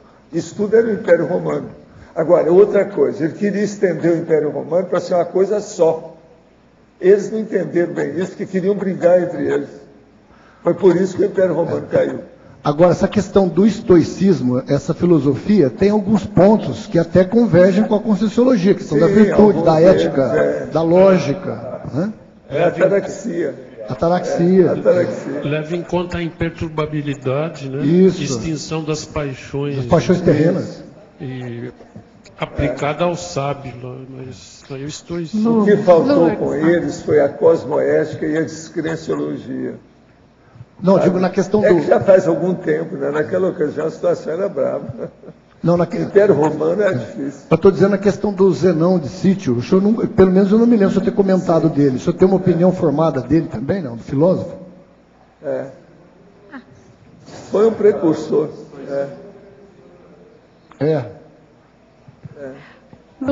A acomodação histórica não é igual a da gente, que era uma coisa passiva, né? Eles pregavam, mas pela força, eu acho. O problema é que ele não soube conduzir tudo como precisava, não. Agora, dentre a turma dele, os contemporâneos, ele era uma das pessoas mais lúcidas que havia. O Zenão, né? Era o Marco Aurélio. Pois é. Ele era lúcido, uma opção de coisa. Agora, o melhor é ler A Queda do Império Romano. Tem um filme sobre isso. Ali tem alguns dados que são corretos. Outros nem tanto, é coisa de filme de Hollywood, mas vale a pena ver. A Queda do Império Romano. Os filmes históricos, às vezes, têm realidades. É preciso ver os filmes. Tem conteúdo. Às vezes vale a pena. Conteúdo histórico. Ver o conteúdo. Ver se combina, se conjumina. Entendeu? E a racionalidade. Lourdes, página 2, por favor. Tecnologia, primeira linha. A técnica da tartaruga desenvolvendo o autocontrole precocemente. Poderia explicar o que é essa técnica? Eu já expliquei 2 vezes. Desculpa, cheguei um pouco tarde. É uma técnica da cognitiva comportamental, da psicologia comportamental. Já tem alguns anos, vale a pena ver na internet. É uma técnica que ajuda a criança ali entre os 2, 3, 4 anos. Normalmente aos 5 anos ela já não gosta, já acha que é muito infantil. Mas que a ideia é a criança, ao imitar a tartaruga, ela vai aprender a relaxar e a controlar algumas raivas que possam ter que ela não consiga controlar. Não é? De uma forma resumida. Lourdes, aproveitando que aqui no B, aproveitando que a gente está hoje lá no curso do poliglotismo parapsíquico, na página 1, na fatologia, na 5ª e 6ª linha, você coloca a aquisição da segunda língua a partir da gestação, e aí eu estou entendendo a questão do bilinguismo, certo? E aí eu queria que você falasse sobre a aprendizagem de 3 línguas na primeira infância, a aprendizagem de 6 línguas na segunda infância. Tem algum caso, algum nome que eu possa pesquisar? Agora, aqui é que eu entendo lá em Portugal quando dizem, a pessoa é retardatária, né? Não estou a brincar. É que eu já expliquei no início. Você hoje está a ver na CIP o curso de poliglotismo. Então, o que eu gostava mesmo era um dia perceberem, todas as escolas do mundo perceberem esta capacidade que as crianças têm de absorver o máximo de línguas e simplesmente todas as escolas, logo aos 2 anos de idade, ensinarem inglês, mandarim e a língua materna do país. Isso era o máximo, não é? Então, mas o que eu só dizendo aqui, não sabe o limite que as crianças têm para aprenderem línguas antes dos 7 anos de idade. Há crianças que estiveram imersas em várias línguas, o caso da Suíça, e que aprenderam essas diversas línguas. Mas tem algum nome, alguma pessoa que aprendeu 6 idiomas na segunda infância? Não, existem várias na Suíça. Na Suíça eles têm 3 línguas oficiais. Depende do sítio da Suíça, tem 3 línguas oficiais. Podem ter, por exemplo, imagina o inglês, o francês e o italiano. E depois, às vezes, ainda tem, ou o alemão. Depois, ainda, às vezes, tem muitos imigrantes portugueses, muitos imigrantes espanhóis. E é muito comum... Então, eles têm o pai português e a mãe espanhola, imagina. Ô, Lourdes, então, você já viu algum...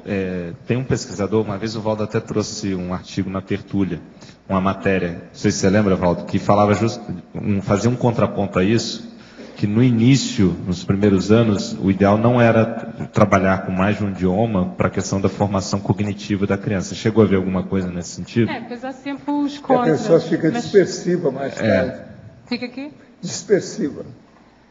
Mas ela não fixa bem as coisas. Que o ideal era fixar com uma... Agora, eu acho que, em parte, aí não pode ser esquecida a internet.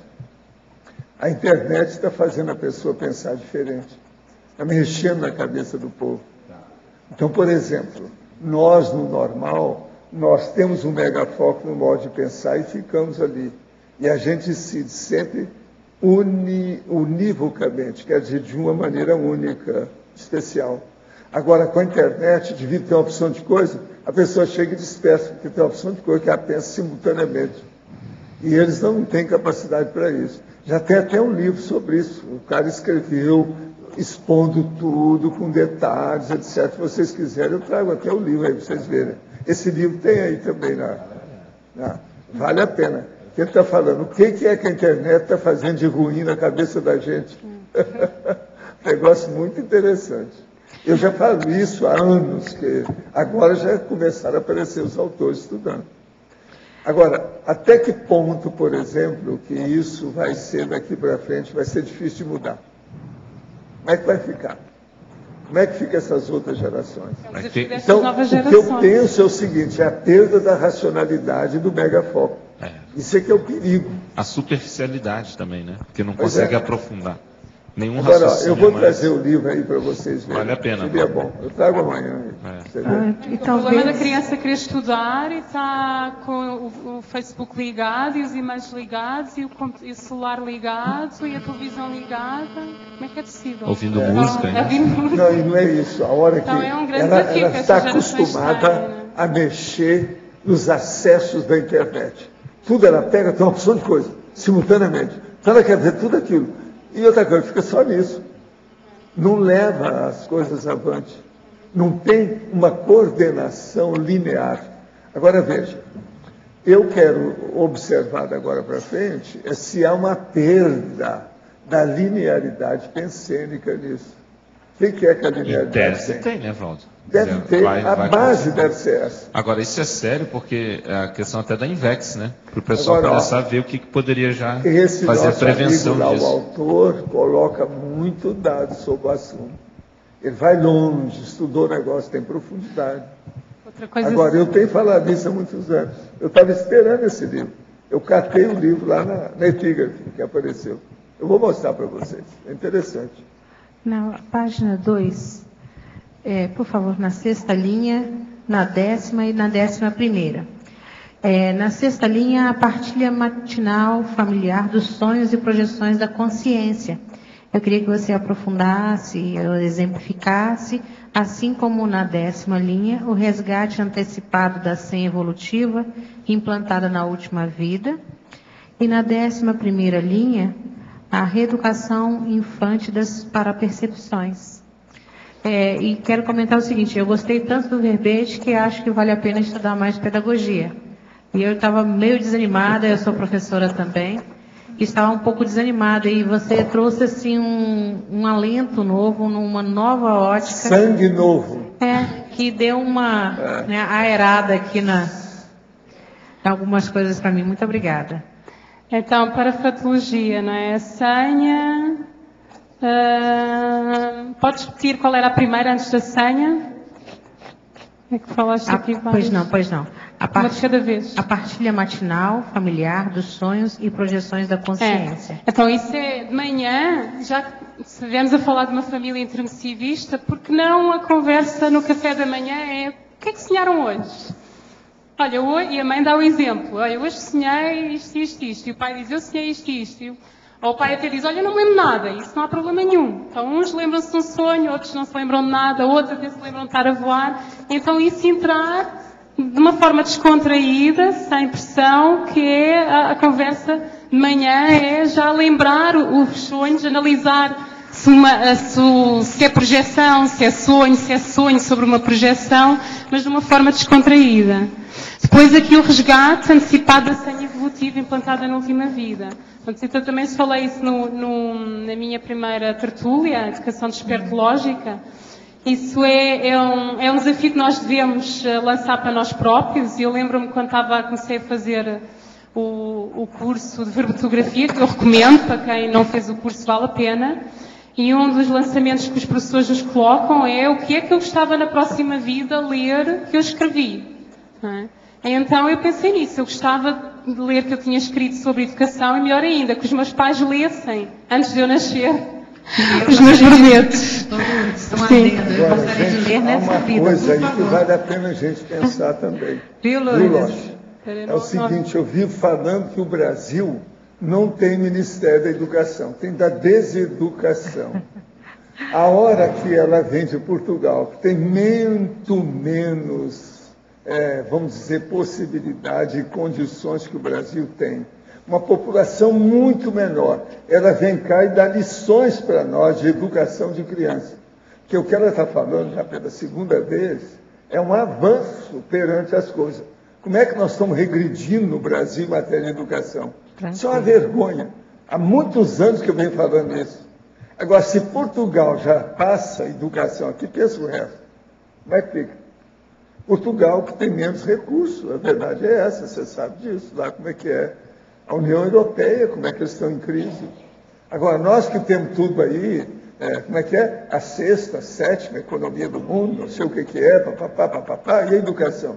Outra coisa, o Lula está falando para o povo de São Paulo votar para prefeito, esse cara que foi ministro da Educação que não fez nada. Olha o Enem, o que aconteceu, e as outras coisas. Olha aquele livro que saiu para o povo falar, nós vai. Como é que fica? Preconceito linguístico. Agora não, como é que é? Mas existe... Agora, e o ensino médio piorou, porque você está falando do Enem, né? Quer dizer, piorou, ficou na mesma, né, nos últimos dados agora. Quer dizer, não houve evolução. E eles aí querem que todo mundo passe nas escolas. E o pior agora é que está para votar agora, para Dilma chancelar, a questão das cotas nas universidades públicas de 50%. 50% vai ser cota racial. É um absurdo. Um absurdo. Pois é, o racismo. 50%. E quanto ao PIB, quer dizer, esse é só um indicador, porque com relação à desigualdade da distribuição da renda no país, ela é uma coisa absurda, vergonhosa. Então também não condiz, assim, né? A leitura não é direta. Mas é muito bom que a luz então, a gente que vive a educação hoje, esse sabe... sangue novo, essa luz para o processo. A gente que vive a educação hoje, e eu imagino que nas últimas décadas, estão vendo exatamente a decadência da política brasileira, da gestão pública, né, brasileira. Isso agora, está claro. Vocês estão vendo por que é que eu defendi a educação desde há 17 anos aqui em Foz. Eu já falava. Temos que transformar essa cidade que só pensa em contrabando numa cidade universitária. É necessário fazer centro educativo. Vamos ajudar as universidades que chegam aqui. Eu ajudei o que eu pude, a Uniamérica, ajudei o Paulo, desde que ele entrou para aí. Ele está terminando o 4º centro, mega centro de cultura, de educação em Foz. Agora, dizem que esse que é o candidato no lugar dele, prometeu mais 4. Se for, até que vai ser bom. Eu não esperava isso. Se for, até que vai ser bom. E vai lembrar que Foz ficou em primeiro lugar na avaliação do ensino Pois básico. mas agora, primeiro lugar no Brasil. O Paulo fez muitos recursos novos nessas escolas. O povo ainda não viu isso. É preciso ir lá para ver como é que é. Agora, eu aconselho, desde que foi inaugurado, que a pessoa vai lá e visite a Érico Veríssimo, esse centro lá, Centro Educacional Érico Veríssimo, aqui perto. Vai lá e vê o que tem. Nós, você sabe, oferecemos para lá um monte de recursos, até livro a gente mandou para a biblioteca de lá. E muito livro, a Holoteca mandou, que foi o primeiro para puxar os outros. Eles agora estão terminando o 4º. Agora, eu desde aquela ocasião falava, para isso ser exemplo para espalhar para o Brasil, que é o que precisava. Mais horas da criança na escola. A primeira coisa é essa. Eu não sei se o senhor concorda, mas a Lourdes, cada um item desse aqui, ela fala sobre ele, assim, ela expande, né, cada coisa que está aqui. Eu não sei se estava na hora dela fazer um livro colocando tudo que ela sabe sobre o assunto. Aí, fala aí sobre porque educação. É muita eu coisa. Acho que tem que ser esperando. Esses 2 verbetes aqui é uma gota do que ela sabe a respeito do assunto. E o nome dela é Lourdes Sacode. Sacode. Tem que sacudir essas... Porque é como ela está falando. Isso está parado. Ela não sabe teoricamente, ela sabe na prática. Então, eu acho que é importante ela colocar no papel. Pois é. O senhor é que manda, acha que eu devo fazer um livro? Quem está falando é a chefa da verbetrografia. O homem que está em pé de você é o que faz mais revisão. É o mega revisor nosso. E outra coisa, ele não é da censura e nem é da tortura, não é da Câmara de Tortura, não. É da revisão. E outra coisa, você está com tudo. E outra coisa, está o Loche aí para segurar a barra. O que você quer mais? Lourdes, sacode por aí, porque o negócio é esse. Uma perguntinha para Lourdes, é o seguinte, você falou muito a questão aí da criança aprender 6 línguas, mas de que idade nós estamos falando? Outra, porque também houve uma ponderação do Loche, que para não se ensinar tão cedo, não sei se entendi assim. Eu não sei esse estudo, vou ser sincero. Estão pesquisando a teoria. De que idade nós estamos falando da criança para aprender tantas línguas? Eu coloquei aqui. Então, ela, na gravidez, ter acesso já na gestação a 2 línguas, não é? Se o pai falar uma língua e a mãe outra. Nós sabemos que a criança, o feto, reconhece a voz do pai. Quando o pai fala para a barriga, passa a mão na barriga, quando ele nasce, ele com a voz do pai se acalma. Lourdes, tanto para vocês que estão trabalhando com isso, quanto para essa teoria moderna que eles estão tentando trazer, existe uma solução para isso. Em vez de fazer dispersão através das línguas, fazer a confluência. Então, por exemplo, a pessoa falar sobre um assunto em 6 idiomas diferentes, simultaneamente. Entendeu? Essa é a técnica que os judeus usam na interlocução, no coloquialismo. Agora veja, essa turma aí teria que estudar isso também. A turma que está combatendo também a internet precisava de entrar nisso. Isso talvez seja uma saída. Em vez de fazer dispersão, fazer a conversão. No caso, a convergência, fazer a confluência. Então, juntar tudo sem perder o megafoco. Agora, a palavra que eu acho que devia ser usada mais é megafoco. Eu acho que vale a pena, o melhor laboratório é a Suíça, não é? Porque eles é que têm essas tais 3, 4 línguas oficiais, e têm muitos imigrantes, e dá para perceber como é que está isso, a dispersão ou não, se está certo ou não. Sei que o método que eles usam lá é, por exemplo, ensinam, imaginem, matemática em inglês, a história em português não, imaginem, matemática em inglês, história italiana, então cada língua ensina, cada matéria ensinam numa língua diferente, dessas 3 que eles têm oficiais. A dúvida minha é em que idade, porque a criança pode aprender 1, 2, até novinha, mas depois... Estamos a falar até aos 7, 8 anos. Até 7 anos, ela pode aprender 6. Não se sabe o limite. É essa a questão. Não sei lá. Mas... ou seja, as crianças que estiveram imersas em várias línguas... aprenderam essas várias línguas. Onde é que entrava a dispersão? E eu sei que entrava a dispersão. Era quando, imaginem, o pai fala inglês com a criança hoje, mas amanhã já está a falar português mal falado. Imaginem um pai que está cá, fica em inglês e está a tentar aprender o português. Então ele hoje fala inglês com o filho, mas amanhã tenta falar português mal falado. Isso sim dispersa a criança. Outra coisa do séria é saber a escolha das línguas. Que existem idiomas regionais, tem vários nomes para isso, são dialetos. Então, a dialetologia não é ideal. Então, a pessoa tem que escolher aquele idioma que, dentro da vida dela, fazendo uma prospecção e vendo o futuro imediato, prático dela, quais são as línguas, os idiomas que vão ajudá-la mais. Nós não temos o outro aí, o outro. Hoje está a haver na ACIP o curso de poliglotismo assistencial. Como é que é? Otto. O Otto. Ele não está cá, né? O Otto está aí. Mas ele... É o outro. A questão da linguagem, o Otto... Mas é interessante, isto no dia está a haver o curso na ACIP e está-nos a levantar esta questão. Estamos a perder a pronúncia. Agora, veio uma menina da Finlândia aqui que ela fala 7 línguas e disse que na Finlândia é normal falar até 10. Então cá está, né? Mas agora precisa saber... Eles são dispersivos ou não sei. Mas lá eles vão morar em outros países, vão morando, Outra coisa curiosa das línguas é um estudo recente que se fez a nível das neurociências relativo ao Alzheimer, que na América foi-se ver as pessoas de idade que não tinham Alzheimer. Que não tinham. Na 4ª idade. e viu-se que havia uma grande correlação com a aprendizagem de uma segunda língua antes dos 5 anos de idade ou a aprendizagem de um instrumento musical também antes dos 5 anos de idade. Um instrumento musical em que tivesse que usar as duas mãos. Ou seja, por exemplo, o piano. Que a criança, ao usar o piano, ela está de igual forma a usar os dois hemisférios do cérebro. E aí vem a hipótese até que ponto é que isso não vai dar uma proteção ao cérebro para demências mais tarde. Lourdes, interessante. Aqui, Sim. no B. Então eu queria trazer, pensando na questão multicultural, tenho uma experiência com a minha filha, quando nós morávamos na Espanha. Ela tinha 6 anos, ela foi educada numa escola francesa, falávamos em casa, eu falava português, meu ex-marido, que era o Alex, falava espanhol e catalão, e entre nós dois nós falávamos inglês.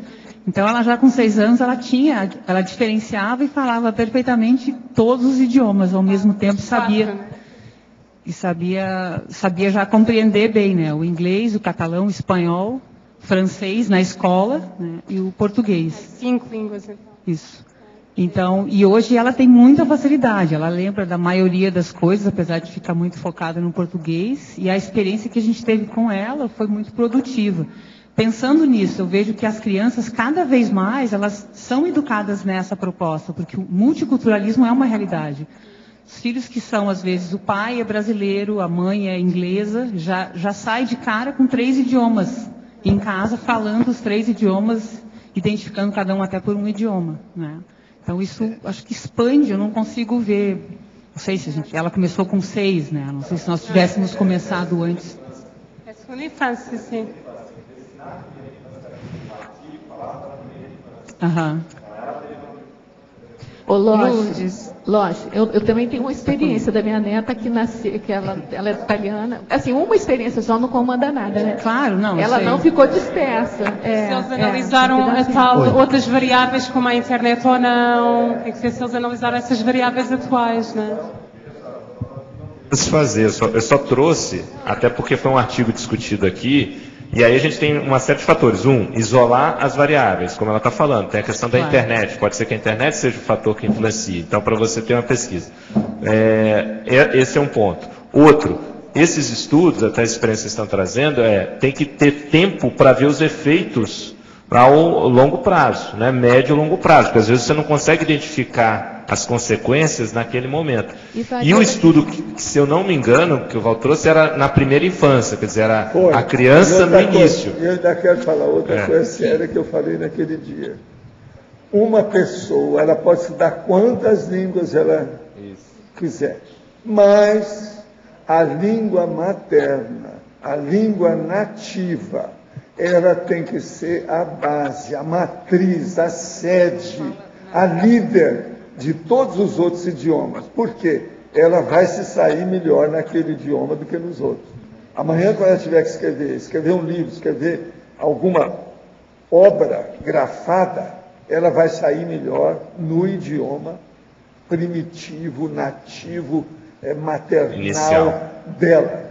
Isso não deve esquecer nunca, seja quem for. Lógico, mas assim, eu acho que depende também da pessoa, né? Então, essa experiência, por exemplo, que eu estou observando, depois que teve essa notícia, até foi o professor Valdo que deu aqui, eu comecei a observar, ela é diferente do que a Lourdes propõe, né? Que um fale uma língua, o pai fala uma língua, a mãe fala... Ela não, a minha filha fala o italiano e o português, bem que italiano e português, o italiano e o português ao mesmo tempo com ela. Ela ainda comete um erro, porque quando ela quer brigar, ela briga em português, e quando ela quer conversar, ela conversa. Mas tem que ver, por exemplo, se ela às vezes não cai no babelismo. Ela está falando. Você já reparou se não acontece isso? Babelismo é dispersão. Ela vai falar um negócio, está falando em português, aí ela fala uma frase em italiano. O judeu fala uma frase em 5 idiomas para você, com 5 palavras diferentes. Não, mas deixa eu só ver uma coisa. Mas as línguas latinas têm facilidade, as línguas latinas se associam naturalmente. Lourdes, Malo, eu. Sim, essa questão de linguagem. Eu vejo assim, quando a criança é exposta naturalmente a estímulos linguísticos de outras naturezas, ela pega tudo com muita facilidade, tudo é levado com muito bem. Não cria babelismo, ela não altera nada. O que importa muito é o que o Valdo comentou a respeito dela ter uma língua na qual ela tem uma base profunda. Eu conheço adultos, até bem próximos, gente amiga nossa, que não domina nenhum idioma e fala 8. Mas é incapaz de escrever uma frase completa ou um texto com uma pontuação ou uma lógica. Porque não tem a menor condição, que não domina não domina o português, o inglês não domina também, o francês troca todas as palavras, e a nacionalidade da pessoa é francesa. Então você vê, esse passear em cima de tudo quanto é língua, não ajuda muito, tem que ser uma língua que a pessoa aprendeu e falou bem, como o Valdo falou, tem uma matriz, tem uma estrutura. Uma é uma estrutura completa, as outras são adjacentes. E tem a outra variável, existe um processo ainda mais amplo nisso. Uma pessoa, por exemplo, ela pode ir, que hoje tem muita, vamos dizer, liberdade de ação. Na minha época não tinha, há 60 anos não tinha isso. Hoje tem. Então o que se faz? Você vai na universidade, você pode fazer até mais de um curso simultaneamente. Pode. Agora, o que se passa? Isso também é um problema na questão da dispersão. Sim. Porque a pessoa, às vezes, ela faz 4 idiomas. Eu encontrei gente assim. Ela sabe 4 idiomas, fez 4 profissões diferentes, pegou 4 cursos superiores e não é boa em nenhum deles.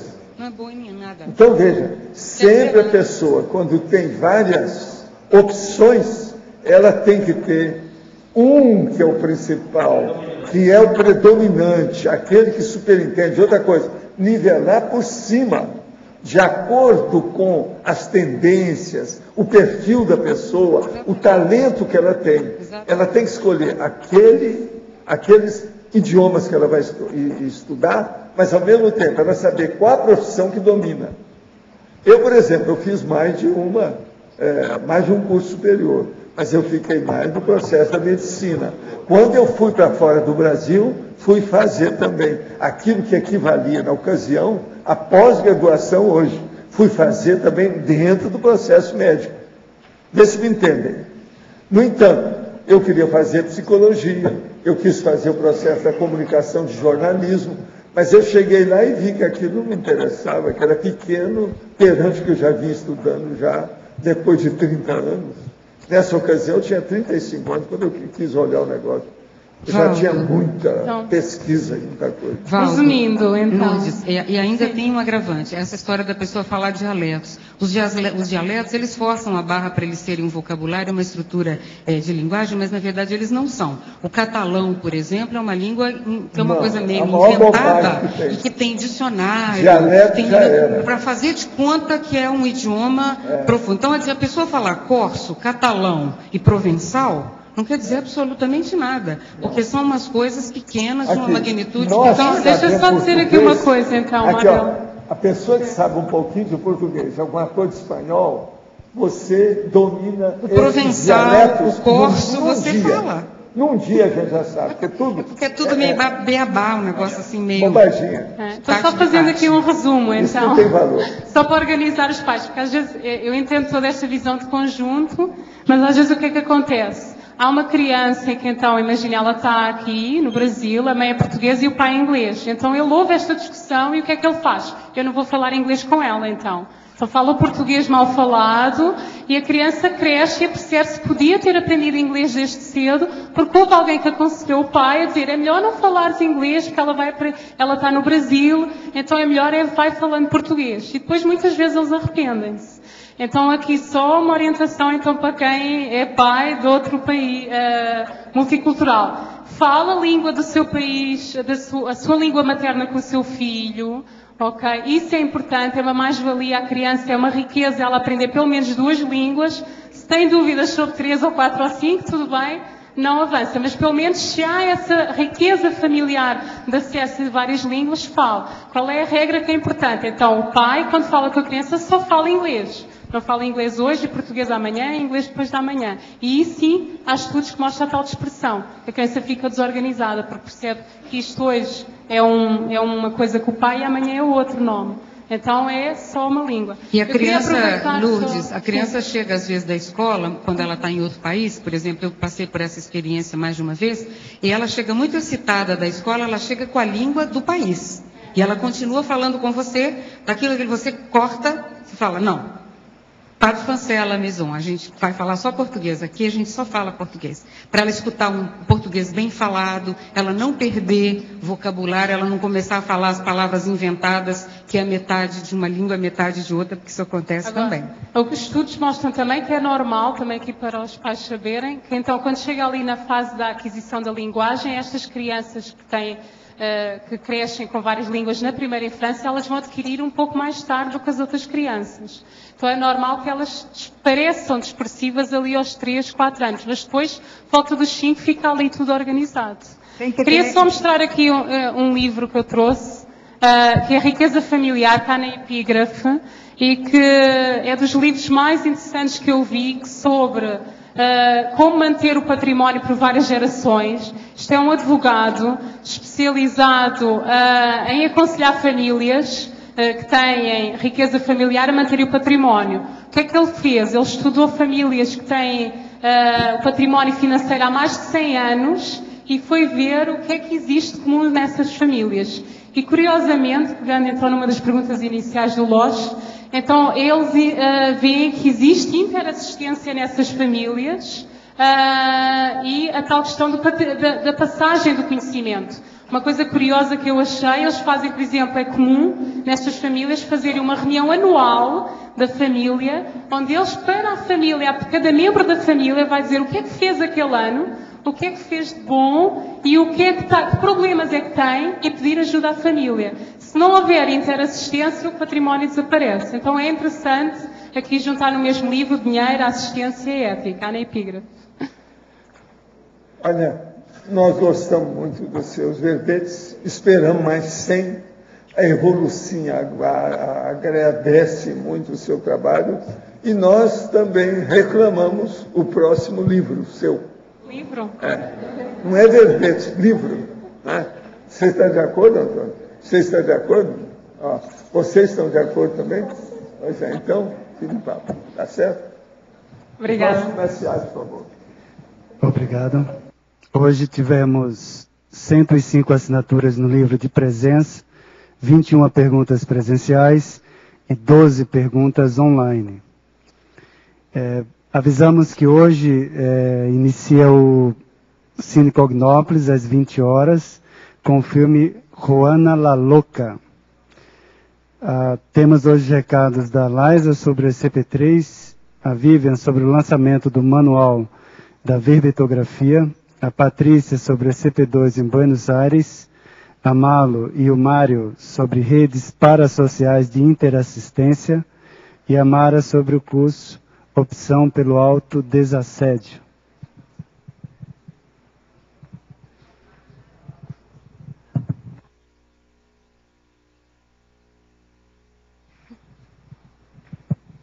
Boa tarde.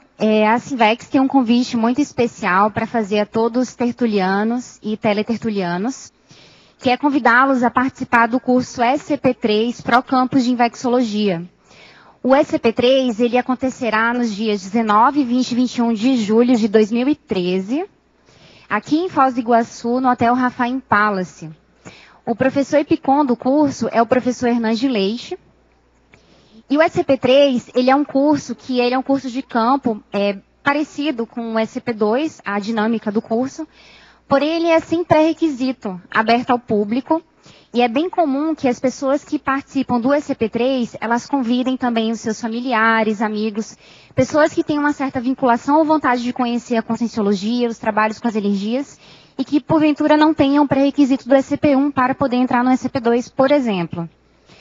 O SCP3 também, ele se caracteriza por um curso que acontece muita reurbanização extrafísica e, historicamente, é um curso que alavanca os campi na conscienciologia. Então, o CAEC, a OIC, a IAC e o IPC, por exemplo, tiveram suportes do SCP3 em momentos diferentes para alavancar os seus campi. E agora, o campi que está sendo alavancado é o campus da Sinvexis. Então, a gente gostaria de convidar todos a participar desse momento conosco.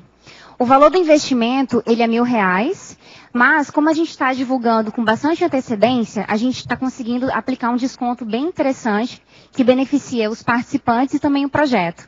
Um desconto de 25%, ou seja, o valor do curso ele fica R$750. E para quem se inscrever até 31 de agosto de 2012, você pode parcelar esse valor sem juros em até 11 vezes. Para quem quiser saber mais informações, a Sinvex está com stand no Dia da Saúde, lá no campus da OIC, até às 5 da tarde. E quem também tiver interesse, pode mandar um e-mail para scp3@sinvexes.org. Obrigada. Bom, boa tarde a todos. A Editares tem a satisfação de convidar para o lançamento do livro da autora e organizadora Rosa Nader, Manual de Verbetografia da Enciclopédia da Conscienciologia. Este livro vai ser lançado no dia 1º de setembro, aqui no Tertuliário. A autora vai estar defendendo o verbete Inclusão Verbetográfica. Esse livro está disponível à venda na Epígrafe, Shopcons, nas unidades do IPC e no Intercamp. Então, contamos com a presença de todos. Obrigado.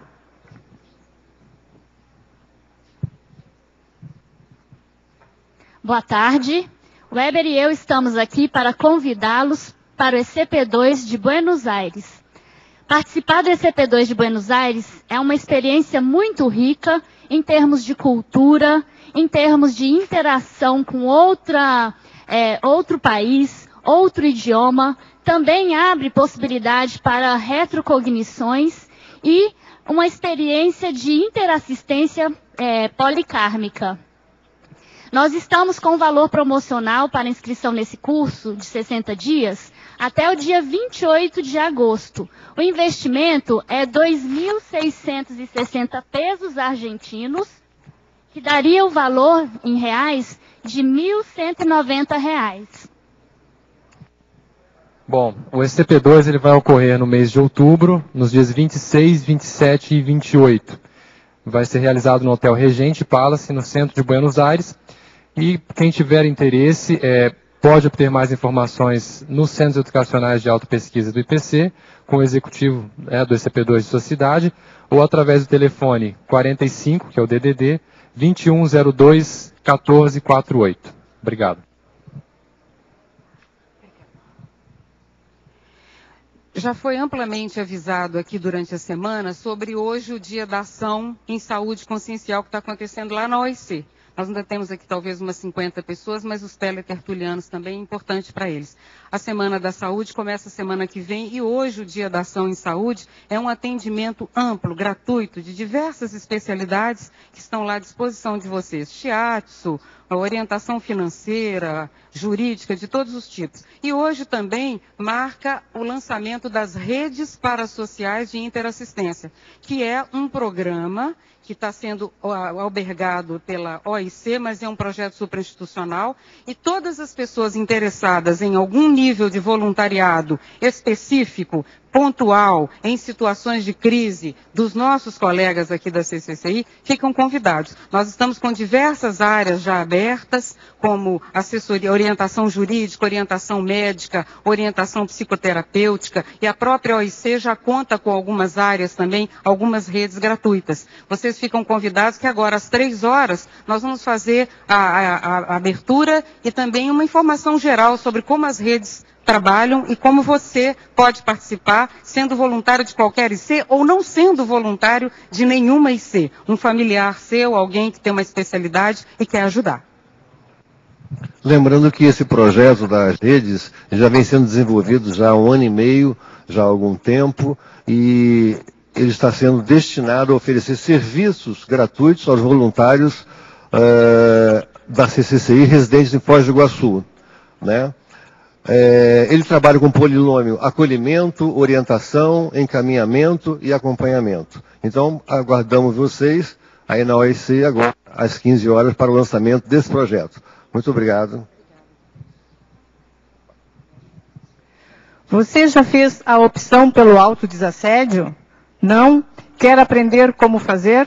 Então venha até a CIP e participe do curso que será ministrado pela professora Adriana Lopes, onde será abordado temas como o posicionamento de não auto-vitimizar-se, as autorresponsabilidades pelo equilíbrio pessoal, as posturas pessoais autodestadiadoras e a meta da autodesperticidade. O curso será dia 15 e 16 de setembro, na sede da CIP no Discernimento. Será no sábado, das 8h30 até as 18h, e no domingo, igual horário. O investimento é R$ 160. Informações e inscrições na sede da CIP e pelo telefone 2102-1421. Muito obrigada.